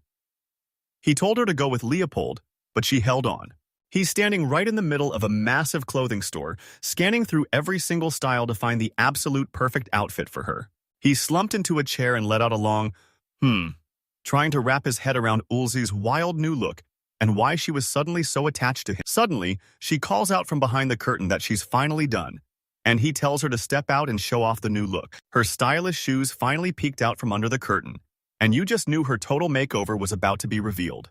Olza bursts through the curtains to flex her new black shoes, totally scaring Xenon, who snaps at her to go put on a real outfit, but she's just beaming because she finally has some footwear. While Xenon's trying to figure things out, the butler warns him not to take off Olza's collar, especially since seeing his own name, Xenon Vaskerville, engraved on. Olza explains that if her collar ever comes off, she'd be in massive danger as an ownerless slave, but since Xenon's name is engraved on it, it proves he's the one in charge. The butler broke down the risks, explaining that slaves without masters have zero rights. So Xenon crossed his arms and asked for the specifics on what kind of danger they were actually facing. The butler drops a total truth bomb. Since Olza is a super rare Oni, she's a massive target, and without her collar, someone could literally snatch her off the street and Xenon's face fell as the danger finally clicked, especially when the butler warned him that if he didn't prove Olza was his, someone would just swoop in and snatch her. The world's dark secret was finally coming to light. In the Slayer Kingdom, demi-humans are treated like garbage and are basically just slaves in most towns. It's all because the kingdom is. Olza just looked up at Xenon with a massive grin, saying she actually loved the collar because it proved she belonged to him, which totally caught him off guard. Xenon was still super torn, but he finally told her that if she was okay with the collar, he'd drop it, even though he still didn't feel right about the whole thing. The butler leads Xenon to his room and promises that nobody will bother them, giving them all the privacy they need. The butler heads out, leaving Xenon alone in this crazy fancy room with a giant heart-shaped bed and romantic lights. And now he's starting to think the butler totally got the wrong idea. A second later, Olza bursts into the room and starts throwing off her dress, shouting that she's totally hyped and ready to go. His eyes nearly popped out of his head as she kept undressing, making him scream in a total panic about why she was suddenly stripping. He quickly tossed her a shirt and made it super clear he wasn't into little girls, but Olza just looked at him and innocently asked if they were going to make babies now. He poked her forehead and told her they had to get her some gear because she definitely couldn't go into a dungeon dressed like that. Her eyes totally lit up when he mentioned the dungeon, and Xenon made it clear he wasn't looking for anything weird. He only bought her to help him level up and get stronger. She was literally jumping for joy, yelling that even though she's a slave, getting into a dungeon is a total dream come true because she absolutely loves to fight. She was beaming with joy as she talked about wanting to kill and steal everything. And Xenon knew that was just the Oni way since they're a warrior race that lives for the fight. Xenon was totally tripping over Olza's words, unable to believe such a cute girl could say something so scary, so he just played along with her hype since he had no idea how to react. He leads her into a massive room showing off a giant shiny pile of weapons and armor, where Xenon is waiting to gear her up for their big adventure. He explained that even though he couldn't wear the gear himself, he'd been hoarding all this equipment just for a female teammate, hoping a girl would eventually join his squad, so Olza was totally pumped and ready to go. So Xenon told her to test out the gear and promised they'd tweak it if anything felt off. A second later, Olza stepped out in a fresh crop top, short skirt, and arm guards. And while she loved how comfy it felt, Xenon just watched her with a super serious look on his face. She geared up with some tough boots and a reinforced collar, finally finishing her epic warrior look. She pulls out a massive spiked club, bragging that gear this good is rare even for humans, and Xenon knows it's a legendary Oni's club that can crush skulls and knock anyone flat. Olza swung that massive club around like it was light as a feather, shouting about how much she loved her master's gift and promising to take care of it, while Xenon just smiled and said it looked perfect on her, even though he was low-key worried it might be way too heavy. Olza's eyes lit up as she promised to wreck anyone who messed with Xenon, claiming she was unstoppable with that club, and Xenon just laughed, totally hyped that she liked it. As she kept swinging that club, Xenon watched her and wondered if all Oni were this obsessed with fighting, or if she was even hurting herself. Olza gets all geared up and gives Xenon a massive hug, telling him she loves him, but he's totally caught off guard and wonders why she's so obsessed when they just met. And he only brought her along to help raid dungeons. She started gushing about how cool and handsome her master was, but Xenon just laughed to himself, thinking his sharp face made him look way more like a villain than a hero. He kept moping about how the girls in class would stay far away and scream whenever he laughed, while Olza's tough new combat boots were right there on display. Even though he's doubting himself, Olza promises she's being for real about liking him, and then she describes her dream guy as someone with scary killer eyes, a sharp evil. She confessed that the second they locked eyes at the auction, it was love at first sight and she felt destined to be his, which hit Xenon so hard he almost burst into tears since he accepted her feelings, admitting he wasn't exactly thrilled, but it was way better than her hating him, then told her to hurry up and change so they could get moving. Azulza geared up in her new battle outfit, grabbed her club, and bolted out of the room while the butler watched. Thinking the young master was just as intense with his feelings as his, the butler bowed and promised to find way better slaves for the next auction. But Xenon was so over the conversation that he just sent him away instead of wasting energy correcting him.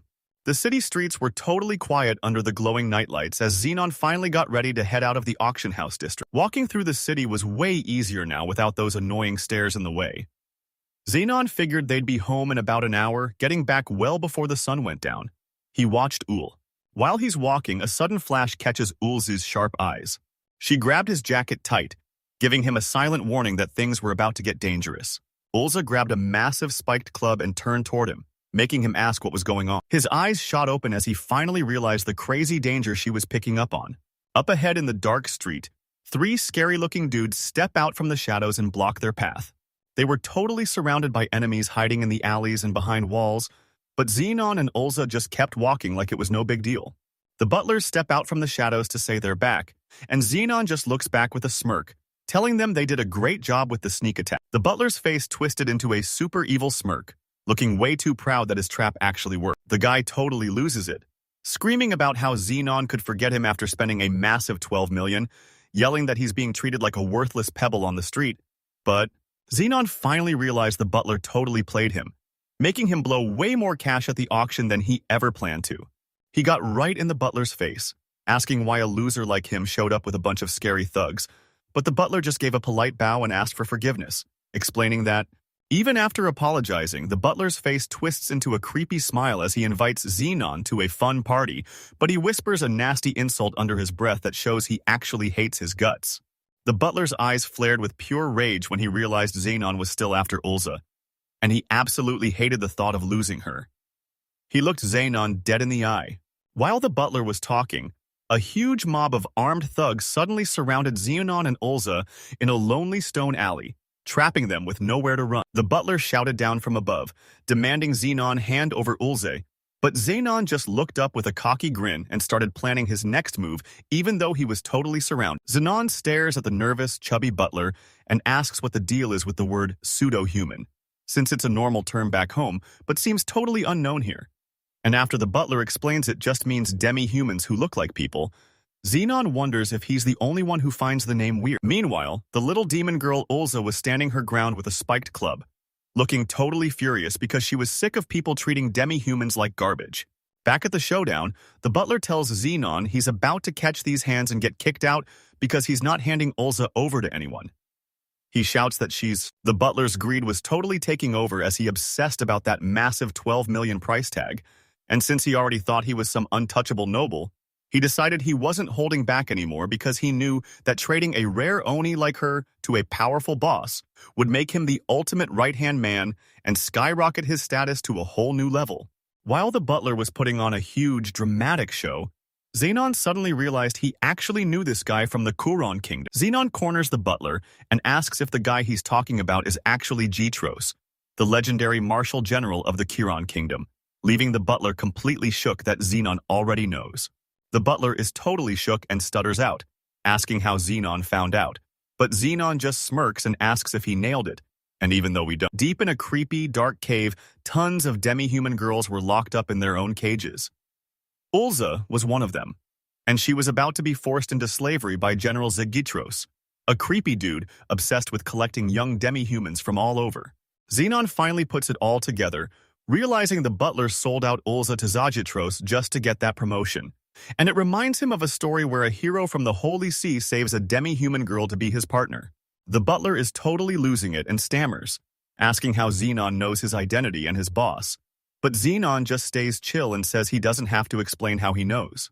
With his cover totally blown, the butler completely loses his cool, clenching his fist and screaming that Xenon is dead meat as he signals his hidden squad to jump out. Xenon saw right through the butler's act and knew it was super sketchy for a noble from the Kuron Kingdom to be on his turf, but he was totally ready to crush anyone who tried to jump him. He realized he'd messed with the Holy See's plot again, but figured that taking out a few enemies would only help the main character out. Xenon turns to Olza and tells her it's finally time for her first mission, so she better get her weapon ready. He gives a quick thanks for having her on the team, and she looked super cute but had the serious face of a total warrior, even though she was thinking about how her master told her to wait, while Xenon just raised his hand and summoned a legendary book called The Grimoire of Dark Magic. Xenon starts chanting as glowing magic symbols burst out of the ground, making the butler freak out and scream for his guys to take him down before it's too late. Xenon flashes a scary demonic grin and lets loose his dark magic spell, Blood Carpet, which explodes and swallows the whole area in a wave of pure destruction. His dark magic, the Blood Carpet, burst out of the ground in sharp black spikes, skewering the attackers and launching them into the air. The spikes just kept shredding through everyone as they screamed in pain, and the butler got caught in the first wave and slammed hard into the ground. Xenon stared at the bloody mess and covered his mouth to keep from puking, realizing this dark magic was just pure torture, exactly like the stuff his dad used to use. He looked back at Olza and told her only the guys behind them were left, and she just gave a wicked grin, saying she couldn't wait to take every single one of them down. Olza let out a wild battle cry and charged, swinging the spiked club. Xenon gave her right at the last ambusher, who looked absolutely terrified as she slammed the heavy weapon down. She swings her spiked club with insane power, tearing right through the guy with a nasty crunch. Another attacker saw how brutal she was and called her a total monster, but Olza just kept on wrecking everyone. One of the guys loses it and lunges at Olza with his sword, but she just blocks the hit with her spiked club like it's absolutely nothing. The attacker desperately shoved his sword against her club and yelled for her to let go, but Olza didn't budge and kept a totally stone-cold face. Olza suddenly exploded with dark energy and a swarm of bats, swinging her club so hard that she sent the attacker flying while they screamed in terror. She stood over the last guy begging for his life and gave him a creepy smile, telling him she was wiping out every single one of her master's enemies, and he was the only one left. She didn't even hesitate, chucking her spiked club with insane power right at the runner, and Xenon was totally blown away by how strong she actually was. She runs back to Xenon a moment later to show off that she's done, and she totally melts when he pats her head and tells her she did a great job. With the last attacker finally down, Xenon turned to the shaking butler begging for mercy and told him his friends were all gone, asking what he should do with him now. The butler starts panicking and screams that he's a noble from the Quran kingdom, warning that killing him would start a massive war, but Xenon just laughs it off, saying the trouble. Xenon was totally ready to end the noble without feeling a single shred of guilt, and even though he'd just taken out 3 people with magic for the first time, his heart, he wondered if he'd really become Xenon Baskerville or if he was always this cold. But while the butler begged for his life and offered him piles of cash, Olza grabbed her. Xenon gave the signal, and Olza lifted her spiked club high while the butler totally lost it, screaming and begging her to stop. Her eyes lit up with excitement as she shouted, "Ready, set, go!" While the butler's face twisted in pure terror, realizing he was totally cooked. She smashed her spiked club down on the noble, ending him for good, while Xenon just watched the whole thing with a blank face and muttered, "Oh my." He was totally shocked that he didn't sense anyone there, so he panicked and yelled for Olza to come back while she just looked over her shoulder super confused. He started panicking because if his new powers didn't see this coming, they were in deep trouble, and since even a pro warrior like Olza missed it, this enemy was on guard. Olza gripped her spiked club and scanned the area, yelling for the hidden enemies to show themselves, while Xenon looked totally serious as he searched the empty street, sensing that someone was still lurking nearby. Suddenly, a super chill and familiar voice broke the tension, telling Xenon he could relax and calling him Xenon Baskerville-sama. Out of nowhere, this masked guy in a cloak is standing over a totally wrecked Xenon, crushing his head into the ground and demanding to know who the heck he is. Suddenly, a masked guy in all black jumps in front of Xenon, who's sure it's just another spy sent by his dad. But the figure claims they're an assassin from... They had to be super careful because rich buyers were constantly getting jumped after auctions, so they always got a personal bodyguard to watch their backs. He explained that these auctions were basically a giant stage for rich people to flex their cash, and Xenon finally got the point as he watched a girl being led around on a leash. Olza stood right there gripping a massive spiked club, and Xenon realized he'd basically invited a robbery by buying a super expensive slave without hiring any guards. The masked guy knelt on the cracked ground and told him he didn't even need a guard, swearing the Baskerville family's future was totally safe because the new heir was just that good. Olza looked satisfied and said they were good to go, so he told her they were heading home while totally ignoring the assassin's words, since he didn't care about being compared to his dad. Still kneeling, the masked figure wished him a safe trip and promised to get rid of that idiot's body, leaving Xenon looking pretty annoyed as he walked away. After getting rid of the body, the masked killer was already hyped to face the Baskerville Hellhound's heir again, while Xenon and Olza walked away from the massive building under the Xenon finally flopped onto his bed, letting out a huge sigh like he was totally wiped out. He realized it's only been 2 weeks since he arrived and he's already taken a life, But while he doesn't feel guilty, he's starting to wonder if even though he didn't feel bad about killing, it felt weird because he was just a normal Japanese worker not that long ago. He knew someone from a warrior race like Olza would be fine. He knew the monsters in Dambor were just the start, and soon he'd have to face off against creepy Demon King cultists, pirates, and all kinds of other bad guys. A ton of stuff went down, but now that he's got a solid partner, he's finally ready to raid the dungeon and use his killer instincts to his advantage. Olza was way stronger now, which definitely helped him stay alive, but he knew even with his pro-gamer knowledge, going solo would eventually get him stuck. He really wanted a mage and out of nowhere, Olza bursts into the room covered in bubbles and a towel, screaming for her master. She stumbled toward him, whining that her eyes were killing her and blaming the maid for bullying her, while a shocked Xenon covered his mouth to hide the blood. Another girl wrapped in a towel pops up behind Olza and starts yelling at her for hugging Xenon while dressed like that, leaving Xenon totally stunned with a massive nosebleed. She kept scrubbing while Olza went totally wild from the soap in her eyes, kicking Xenon until he was also covered in bubbles and feeling the sting.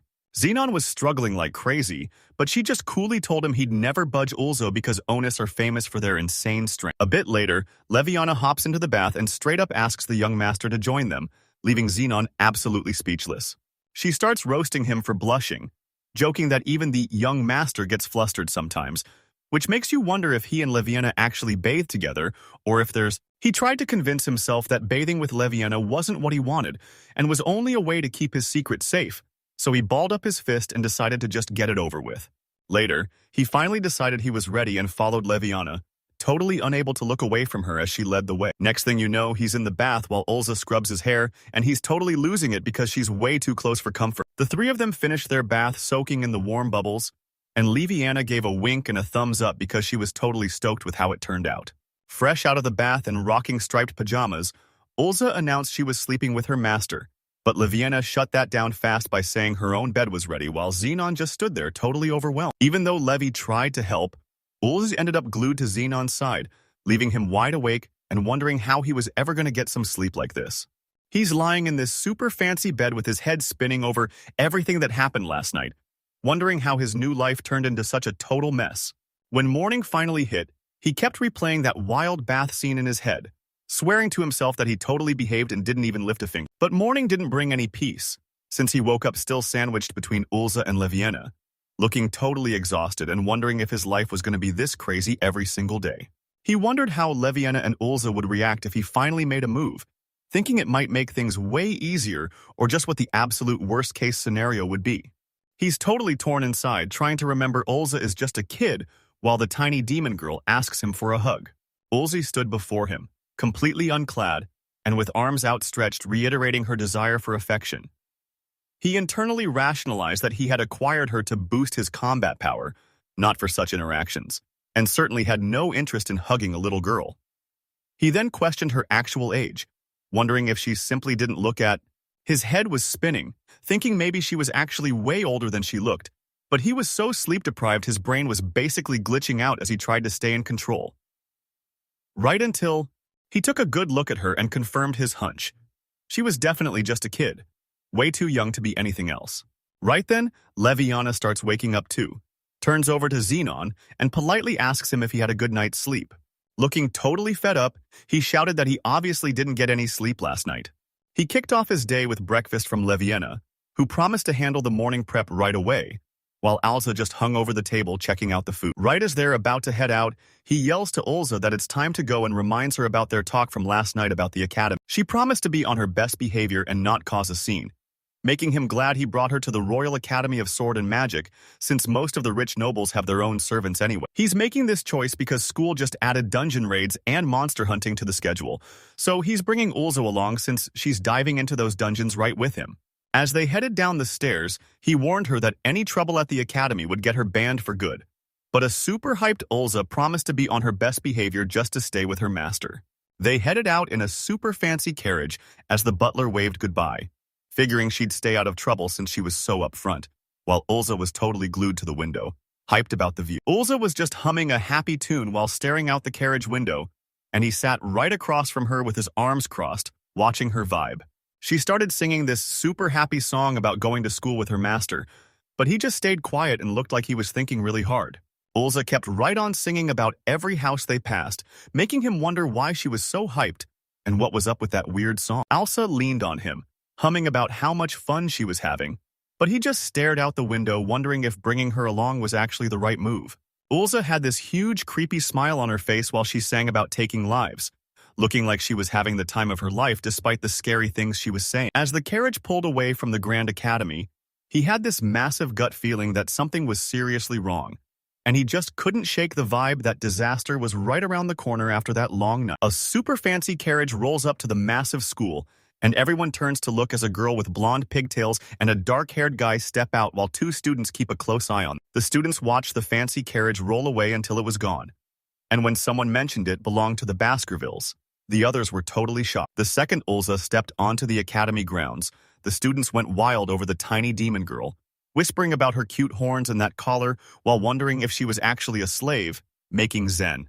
Olza didn't even notice the people whispering as she shouted about how hyped she was to finally be at the Master's Academy, and Xenon just gave a little smirk and told her to lead the way. His smile dropped instantly as he asked if she even knew the way to class, telling her to just stick behind him and be good. Xenon was super worried, but Olza didn't care and marched the whole group straight through the busy academy. As they headed toward the Grand Academy, the kids in the back were getting super nervous because Olza looked way too innocent, and she just turned around with a big, mischievous look in her eyes.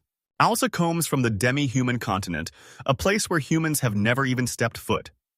She's part of a warrior race and grew up learning nothing but how to fight. But she's humming a happy tune and telling Xenon to relax since she's just there to help him. But he lets out a weak groan and looks totally sick, making her look up worried and ask if his stomach is killing him. He gave her a gentle head pat to show he was totally fine, and just spacing out as they stood right in front of the massive academy with students everywhere. Xenon gave Olza a dead serious look and warned her not to cause any drama, telling her that as long as she listens to him, they won't have any issues.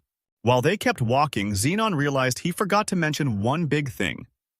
Sometimes trouble isn't your fault. It just finds you. Suddenly, a blonde guy named Leon Brave shouts at Xenon with a total attitude, and Xenon looks super annoyed as Leon tells him that trouble has a way of finding people all by itself. Leon, the legendary hero of Danbury, pointed his finger right at Xenon and demanded to know who Olza was and why she was wearing a slave collar. He called Xenon a total scum. Leon kept going off, shouting that he knew Xenon was a total jerk all along, even though he saved everyone in the dungeon. And while he almost thought Xenon was actually cool, he now realizes the guy is just a clueless troublemaker. Xenon just clicked his tongue, looking super annoyed that he was getting called out in front of everyone. He started stressing about how to handle this crazy twist, knowing that Leon is the one destined to beat the Demon King and save the day, so Xenon decided to just stay out of the way and not die. He couldn't understand why Leon, the guy who thinks he's the main character, was getting in his business right in front of everyone. He knew Olza was a slave, but he couldn't figure out why Leon was making such a huge scene. Leon started screaming for her freedom, leaving the little demon girl looking totally... As things got heated, Xenon told the crowd Leon and a blonde student named Seal that he legally bought Olza as his slave under school rules, but Leon shouted back that no rule makes it okay to treat a Daoxiao.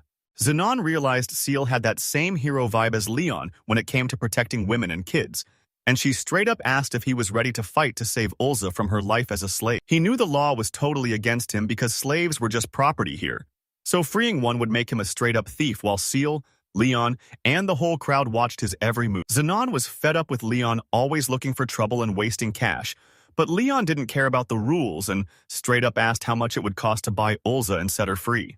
He thought about how main characters are always such goody two-shoes, and figured the real fun is just enjoying these random side quests like you're playing an RPG. Xenon shut Leon down hard, saying there's no way he'd ever sell his loyal attendant Olza for any amount of money. Then he basically told him to get lost, and that he'd see him in class later. Leon snapped after being ignored and charged straight at Xenon with his fists ready, screaming that he was a total idiot who just didn't get it. Leon's fist is flying right at Xenon's face, but Olza jumps in to protect her master, shouting that she won't let him get touched. Xenon sees the punch coming and decides he's just gotta take the hit, because if he fights back in front of all these witnesses, it'll make Leon look like the victim and him look like the bad guy. Suddenly, this tiny girl drops from the sky with a spiked club aimed right at Leon, leaving both him and Xenon completely stunned by the surprise attack. She smashed the ground so hard the pavement literally exploded, sending Leon flying back in total shock, while Xenon just watched with a completely blank face. She didn't back down and charged straight in, swinging her weapon with everything she had while shouting that she'd take down anyone who messed with her master. He's begging her to chill out and talk while barely dodging her massive swings, but Olza just keeps attacking and screaming her head off. Olza keeps the pressure on, leaving Leon scrambling to survive, while the blonde student and the others beg her to stop, screaming that Leon isn't the enemy and just wants to save her from being a slave. Her eyes were glowing with pure determination, and she told them straight up that the conversation was officially over. She kept hunting Leon down, swinging her club so fast it sent the other students running for their lives, while Xenon watched the whole mess and thought one thing: she's scary. He grabbed his head and snapped out of it, realizing he couldn't just zone out when he had to step up as her master and stop her. She kept yelling about how she was going to take out all his enemies, so he rushed over and desperately told her to just stop and sit down. She kept swinging like a total maniac, completely ignoring everything around her. And Xenon realized that once Olza goes into battle mode, she totally loses her mind, making him wonder if this is what... He watched the whole place go nuts as students screamed for help and told everyone to run for their lives, while Olza stayed in her wild berserker mode and absolutely wrecked anyone who got too close. Things were falling apart, so he decided he had to stop Olza even if he got trashed, knowing Leon couldn't die here as he got ready to jump in. But before he can even move, Olza lets out a terrifying scream and lunges at Leon, aiming a brutal kick right at his chest to crush him completely. Leon stumbled back from the massive hit, his eyes wide with shock and pain as the power rattled his whole body. He slammed into the dirt, twitching and gasping for air as Olza's insane power completely crushed him, leaving his sword tossed aside after that total beatdown. Xenon's face twisted in total horror as he saw the destruction Olza left behind, while the other students backed away, completely terrified by the brutal scene. Just as Olza was about to finish Leon off, Xenon jumped in and told her to stop, making her snap out of her rage and ask if it was finally time to make some kids. He totally went off on the confused Olza, calling her a wild, out-of-control brat before dragging her away, while the rest of the class completely lost it, some hunting for a teacher and others checking on the knocked-out Leon. Now that Olza was finally calm and clinging to him, Xenon looked like a total mess, apologizing over and over for all the chaos and the people she hurt. Everyone crowded around Leon's beaten body as he lay there totally still. And it really felt like this was the end for our hero. Rest in peace, Leon. As two guys haul a kid away on a stretcher, the students are all gossiping about the fight where Leon Cohen admits he got violent. But someone else points out that a tiny girl actually... A bunch of students outside the academy were gossiping and decided Leon Cohen was the one who messed up by demanding someone sell him their slave, while everyone started whispering about Xenon Cohen too. Standing in a grand hallway, a school official tells Xenon and the Oni girl they're keeping this mess quiet to avoid a family war, but even though Leon started it, Xenon definitely went too. Later, everyone is sitting in a massive lecture hall for class, and Xenon and the Oni girl are right there with them, looking like totally normal students. Xenon's just walking through class when this spiky-haired guy named John asks if he remembers him from that gargoyle fight, but Xenon has totally forgotten him, so John kept chatting with Xenon and the Oni girl, pointing out how Brave Kyun started a fight and Xenon's morning was already a total disaster, while the other students gossiped about how Leon is the popular one, while Xenon just looks like a villain, especially since walking around with a girl in a slave collar is a massive red flag. John tells Xenon he's actually a good-looking guy and wonders why he looks so scary. But Xenon gets super annoyed and tells him to shut up since he can't change his face, so John just winks and says he's stuck with it. Total chaos breaks out when Elisa tackles the Oni girl in a massive hug, screaming about how she's so cute she wants to keep her as a pet, while the girl begs to be let go. She went from annoyed to straight-up furious, glowing with a scary aura that filled the room. John jumped in fast to explain that Elisa just obsessed over cute animals and wasn't trying. He knew he was partly to blame since Leon started the fight that made Olza snap, but her holding a grudge was seriously scary, and John even warned him that a woman's anger is no joke. The girl looked totally ticked off while Elise held on to her, right as the teacher's voice boomed through the hall saying class was starting. Days passed and Leon was still a no-show at the academy. And even though magic should have healed his body, his mind was clearly still reeling from the shock. He figured Leon just needed some time to recover after that nightmare, but John pointed out it's already been a week and wondered why he's still out, though he caught her giving him the usual death stare, but she didn't even try to come over or say a word, just sitting there looking super intense while holding her drink. Elisa walked right up to the Oni girl and offered her a plate of food, and she didn't even hesitate to start digging in. A couple of other classmates even offered her their own desserts, and she looked totally hyped as she grabbed her fork and knife to dig in. She totally demolished that huge feast, especially the meat, and kept shouting about how amazing it tasted. With Olza hanging around, he realized his scary villain face wasn't freaking people out as much, and his classmates were actually starting to talk to him because they thought she was so cute. Ulzakan was the only girl there, so everyone started crowding her with food and calling her a cute little hamster. But she was actually super annoyed because she didn't want to be treated like a baby. Meanwhile, the Grand Academy looked totally epic in the sunlight, and you could tell just by looking at it that this place had been around for ages.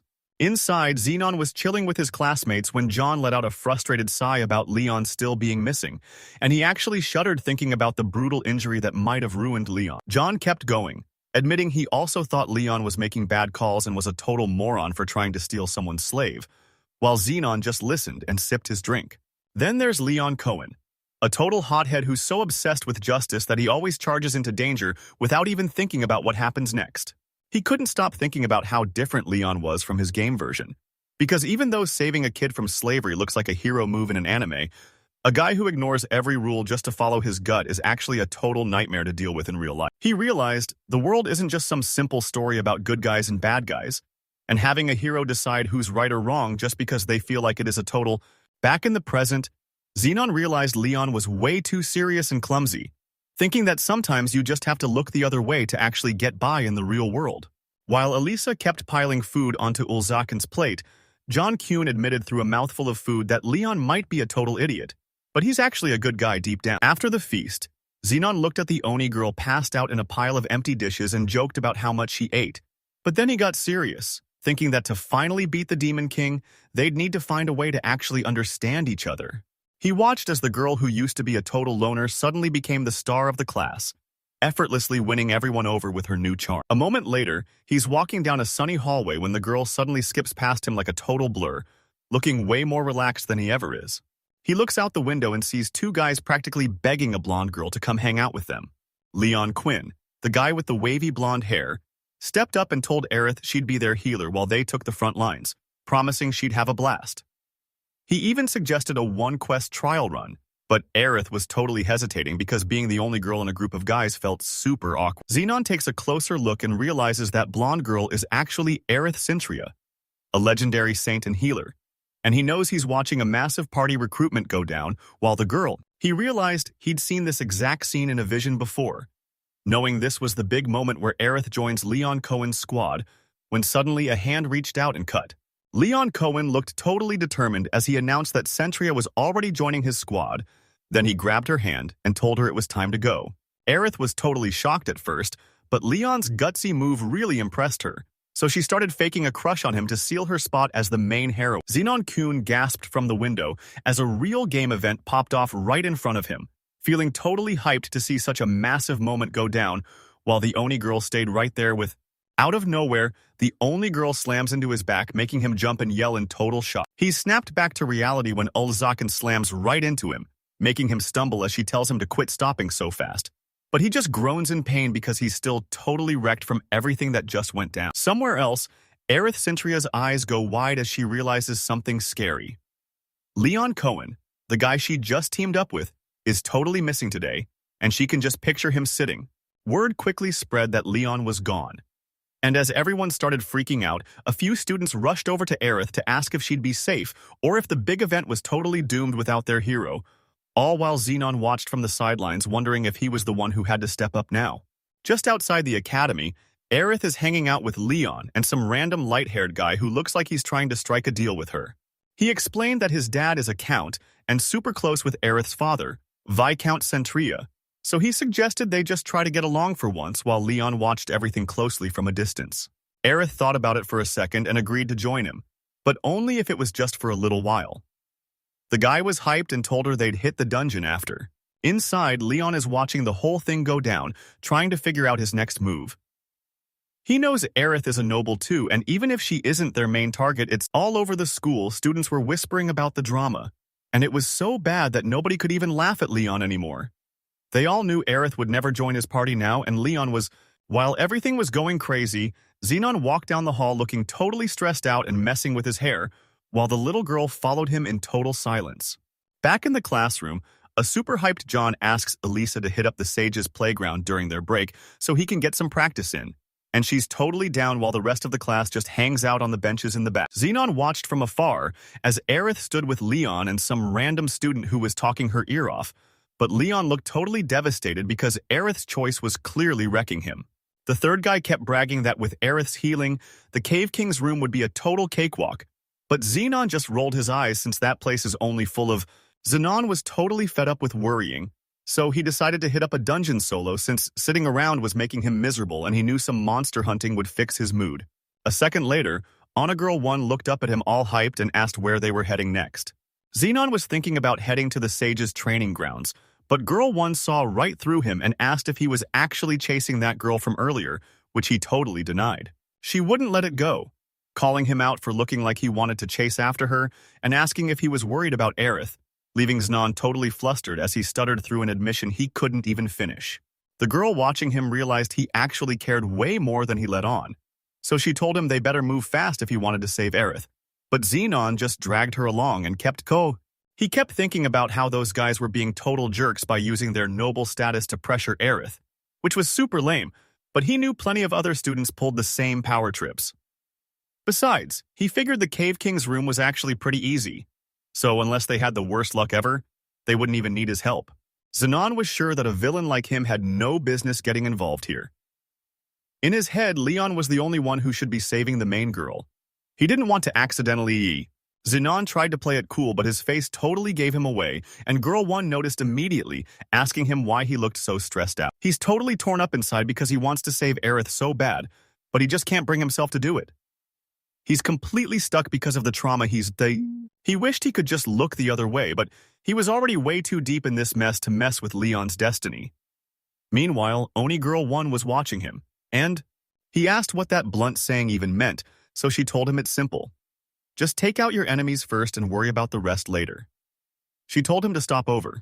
He cracked up because their wild motto made worrying feel totally pointless. Realizing these guys were just way too dumb to overthink anything, he figured being a total dummy for once wouldn't hurt, especially since Leon was already stuck in bed. He decided to stop stressing over game flags and just follow his heart like Oni and the pack. He decided that if his meddling caused trouble, he'd be the one to take the fall. He had no idea what would happen if he saved the girl, but he was going to snatch her.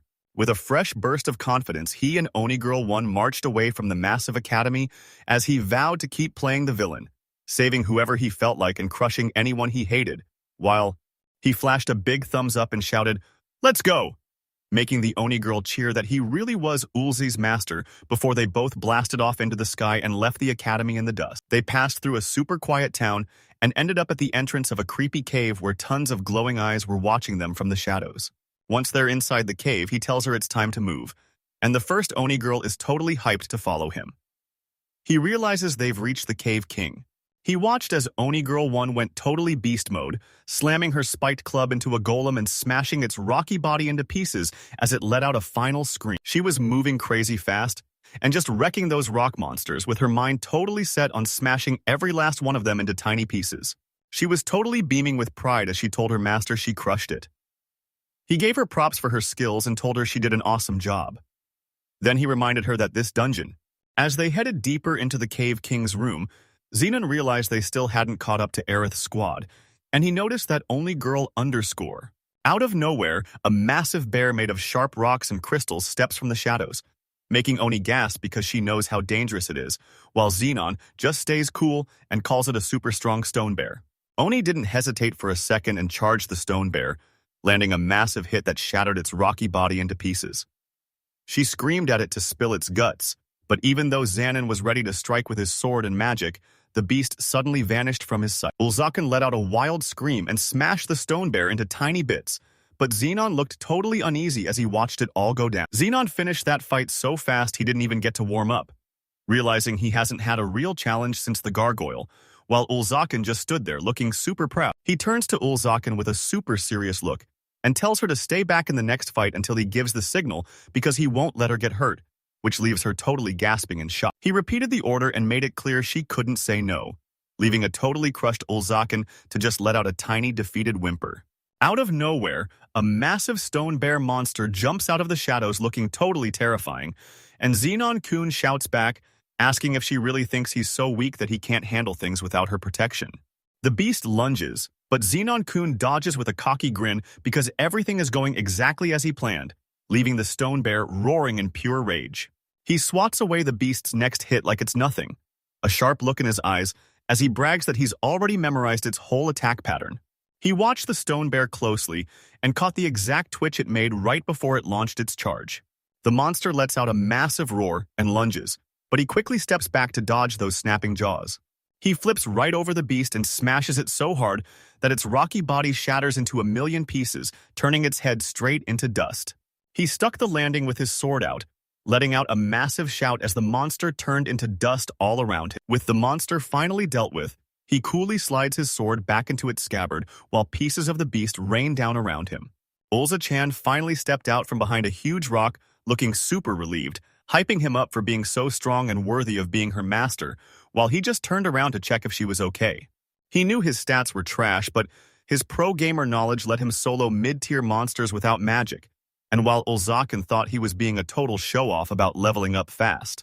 He warned her not to get too cocky, reminding her that the dungeon is still super dangerous and they might not be strong enough to beat it just yet.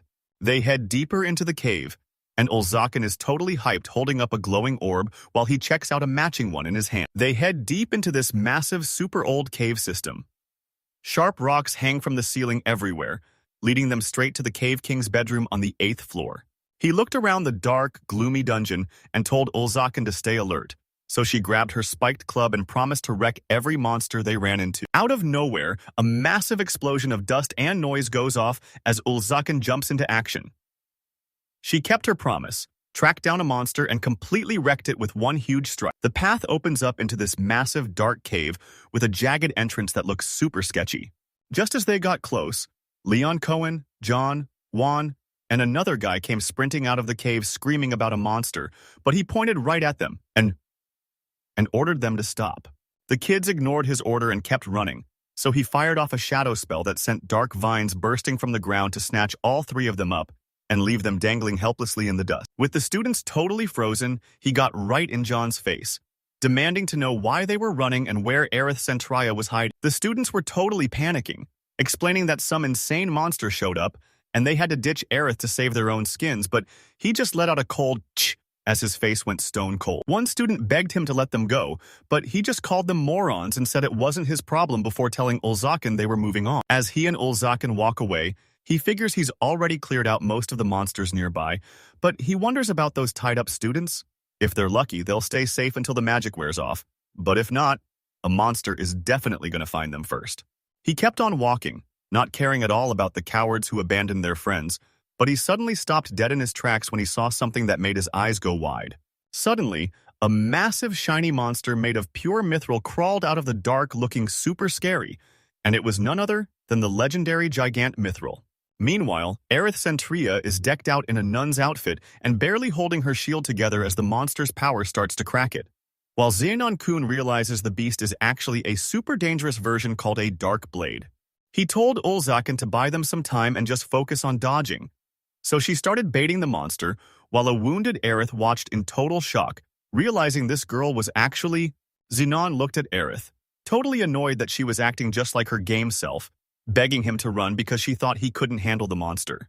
She was totally convinced her only purpose was to sacrifice herself for others, always jumping into danger to save anyone in trouble. Aith kept begging him to leave her behind so he and Olzakin could escape, but Xenon just walked right up and asked if she was okay, clearly worried about her. He shoved the drink into her mouth, totally ignoring her protests, and while she gave him a weak thanks, she kept begging him to run so she could buy him some time, which honestly just made... He was absolutely losing it because she was being so stubborn, so he decided it was time to finally tell this girl off. Xenon-kun totally snapped, calling her a moron and mocking her for thinking anyone would listen, but he swore he'd make her beg for help so he could finally save Aith for real. The massive golem keeps on attacking while Aith breaks down in tears, begging Xenon to stop because they're both going to die if they keep this up. She pleads with them not to throw their lives away for someone like her, but Xenon just clenches his fist in total frustration and snaps, demanding to know what she even means by someone like her. Aith just looked down and mumbled, so Xenon started yelling that she had zero self-respect and was acting like her own life didn't even matter. Aretha is always ready to throw her life away because of a total nightmare from her childhood where she and her mom were jumped by a gang of brutal bandits. Aretha's mom threw up a massive magic shield to keep her daughter safe, but holding it together was totally draining her mana and leaving her exhausted. Aith is in total agony, but she grits her teeth and pushes through the pain, swearing she'll die before letting that barrier drop because if it fails, those bandits are going to end her. Aeth's mom tried to stay strong, but her body finally hit its limit and she collapsed as the barrier flickered, just as the bandits saw the guards coming and panicked, yelling for no. Little Aith screamed for her mom, but she was already gone, giving her life just so her daughter could survive. Now, Aith thinks her own life is totally worthless and is always ready to throw. He kept pressing her, telling Aith to stop acting like she didn't matter, and even when she tried to say it was her duty to God, he just got more annoyed. He reminded her. He knew those insults were meant for Leon, but since Leon wasn't there, he had to say them himself, making Aith gasp as her face twisted in pain. Xenon suddenly locked in and swore he'd crush every sad ending in his way, promising that he won't let the girl die or be miserable in this new world, even if he has to become a hero or a total villain to save her. He kept going off on her, getting even more heated as he called her a total loser for acting like she could make others happy when she's miserable herself. He shouted that her life belongs to her alone, and it's a waste to throw it away for anyone else, basically telling her to stop being so full of herself. He kept pushing her, saying that if she's weak, she should just act like it, cling to someone, cry her eyes out, and beg to be saved, reminding her of all. Aith finally broke down in tears, her voice shaking as she asked if she even deserved help after her mom died, just to save her. He got right in her face and called her a total idiot, telling her that asking for help is a privilege for the weak, so she better hurry up and beg him to save her. Aith was crying her eyes out, holding her hands together and begging him to save her. He smirked while watching her, thinking it was crazy how she looked so good even while crying, but he quickly shut that thought down before he accidentally triggered some annoying flag. He turned his focus to the giant golem that didn't have a single scratch on it and told Aith to chug a mana potion immediately. He made it clear she couldn't say. He watched Olza's face twist in pain as a massive spiky weapon slammed into her, and even the Oni's heavy club couldn't leave a single scratch on this monster. This gigant mithril is just as insanely tanky as he remembers from the game, and finding a rare monster like this is basically a 1 in a million chance. In Danbury, everyone lives by one scary rule. No dungeon is ever truly safe. It doesn't matter how many times you've cleared a floor, because something could go wrong at any. These monsters were so broken they'd end you the second you saw them. So Xenon told the nun to heal the demi-human Olza while he prepped a spell, even though she was scared that magic wouldn't even scratch a beast like that. He just laughed at her for doubting him, because he knew exactly how these rare mithril monsters worked the moment he saw their blood on his sword. He explained that magic is totally useless against mithril since spells just bounce right off. Then he told her to just follow his lead and do her job.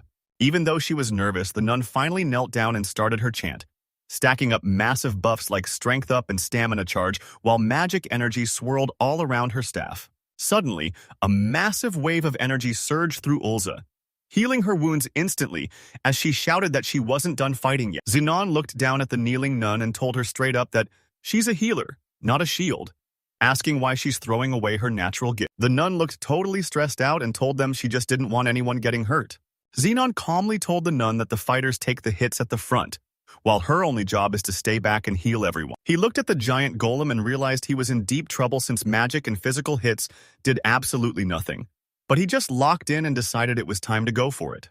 Xenon remembered how much it sucked having such low skill levels. In this game called Damboree, your level doesn't even matter because everything is about skill proficiency. He realized that even with low stats, you can learn OP spells from magic books, but they won't actually work until you're skilled enough, and he totally loved how tricky that was. He explained that the first way was just pure muscle. You basically have to keep dodging and hitting the guy until he finally breaks. All the other students were knocked out cold on the ground around. Xenon drops a truth bomb. Magic is the secret weapon, and if they blast that mithril armor past its limit, it'll shatter and turn that scary beast into an easy target. Xenon looked totally locked in as he pulled out a tiny dark bottle. He only knew about this secret because of pro players sharing tips on walkthrough sites after struggling through the game. This was a straight.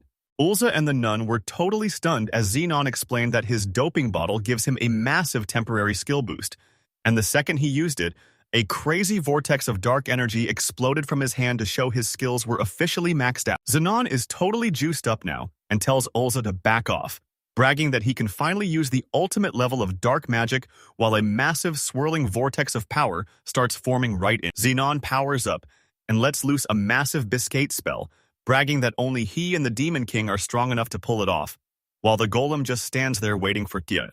The giant mithril golem screamed as that biscuit trapped it and dark magic started ripping its body apart with insane power. That unbreakable mithril armor is totally shattering into pieces as the energy shreds it from the inside, revealing the creepy void hiding underneath. The massive golem just crumbled into a swirl of dark shadows, leaving nothing but glowing dust behind and showing everyone just how insane that spell really was. Xenon finally lets out a huge sigh of relief with his hand still shaking from the fight. But Olza is totally losing it with joy, shouting that she knew her master could do it. Aith watched Xenon and realized this might be the guy her mom always talked about, the one she was meant to give her whole life to. Olza is still totally hyped and tackles Xenon with a massive hug, but he winces and tells her to chill because his body is wrecked from the side effects of that power-up bottle, while Aith just watches them with a huge blush on her face.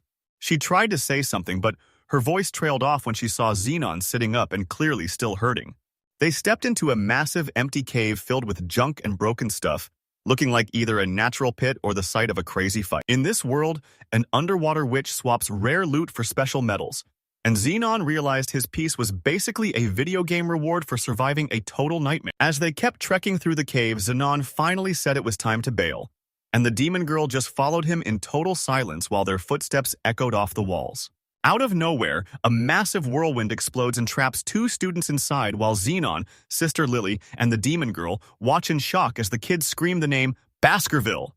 The students were trapped in a crazy windstorm, screaming for Baskerville to stop the spell because it hurt so bad. Xenon just watched them and realized no monsters were even chasing them, so he thought. Sister Lily kept arguing that the school should handle the punishment instead of students playing hero. But Xenon just looked her in the eye and reminded her that they still ditched their own teammate. She begged him to stop trashing his own name, telling him these losers weren't even worth getting his hands dirty for. Sister Lily's words really got to Xenon, and he knew that if he abandoned those students, the whole school would turn on him and his new friends would bail, because even if they deserved it. While the wind picks up and the trapped students scream in terror, Xenon snaps his fingers and laughs off the idea of Sister Lily being a saintess, even though he knows she's just naturally kind. Meanwhile, this hyper-demon girl named Olza was checking out her striped bag, but she's already bored and just wants to go smash some enemies. Back with Xenon and Sister Lily, he finally gives in and agrees to her request with a casual wave of his hand. Sister Lily's face turned bright red as she told Xenon what she was really thinking, shouting that she didn't care about saving the students and only wanted to protect the honor of. Sister Lily and Xenon stood face to face in the cave, sharing a silent look like they both knew exactly what was going down. Somewhere else, Olza is happily humming while she loots crystals and items from a massive monster she just totally wrecked. Xenon watched Olza being totally sassy and asked when she became his bodyguard, while Sister Lily looked on worriedly, and then he just told Olza to get back over to him. Olza shouted, "Yes, master!" and immediately started charging back towards Xenon and Sister Lily. Olza finally returned and showed off her bag stuffed with crystals, shouting to Xenon that she grabbed a ton of loot. Olza is glowing with joy after finishing her job, especially when Xenon pats her head and tells her she did great, while Sister Lily watches the whole thing with a sweet smile. The squad starts hiking back up the dark stone path, finally leaving the deep parts of the dungeon behind. Olza is basically glued to Xenon's arm as they walk, while Sister Lily stays super close right beside them. Sister Lily gets right up in Xenon's space and leans against him, making him look super uncomfortable. Xenon's face twists up in a silent freakout, totally losing his cool because they're way too close to him. He's totally panicking inside because Sister Lily is pressing right up against his arm, so he awkwardly tries to ask her for a little more space. Sister Lily shuts him down, arguing that as a healer she'll be in total trouble without protection, so sticking close is just common sense. She reminds him that he literally told her to do whatever. Xenon is totally freaking out because Sister Lily is holding him to his word, and he realizes he's accidentally triggered a massive romance flag and basically snatched her away. Sister Lily switches things up and asks Xenon for a chat. telling him her mom's final words were to find her soulmate, give him everything, and stay by his side because he'd... Xenon is totally panicking, screaming in his head that he's no hero and his mom, Aith, got it all wrong, because he's actually supposed to be the bad guy. The sea witch kept watching him and talking in riddles, saying it's totally up to him if he ends up a hero or a villain. But then she drops a scary warning about a monster that hunts heroes and destroys the whole world. He was totally losing it because Sister Lily was standing so close. So he completely ignored the witch's deep advice and just snapped, asking when she became a fortune teller since he never asked for her help anyway. While he's talking, she reaches out and touches his arm, staring at him with so much love that his heart starts pounding like crazy. She squeezed him a bit tighter, and he totally panicked inside because her feelings were way more intense than he thought. She kept pouring her heart out, telling him he was her literal destiny and the only person she'd ever follow. She promised that if he became a legendary hero, He'd never heard these lines in the game before, and as his face turned beet red, he scrambled to keep it together and stopped staring at her chest while Sister Lily and Olza. He started sweating bullets and panicking because this crazy twist was way more than he could handle.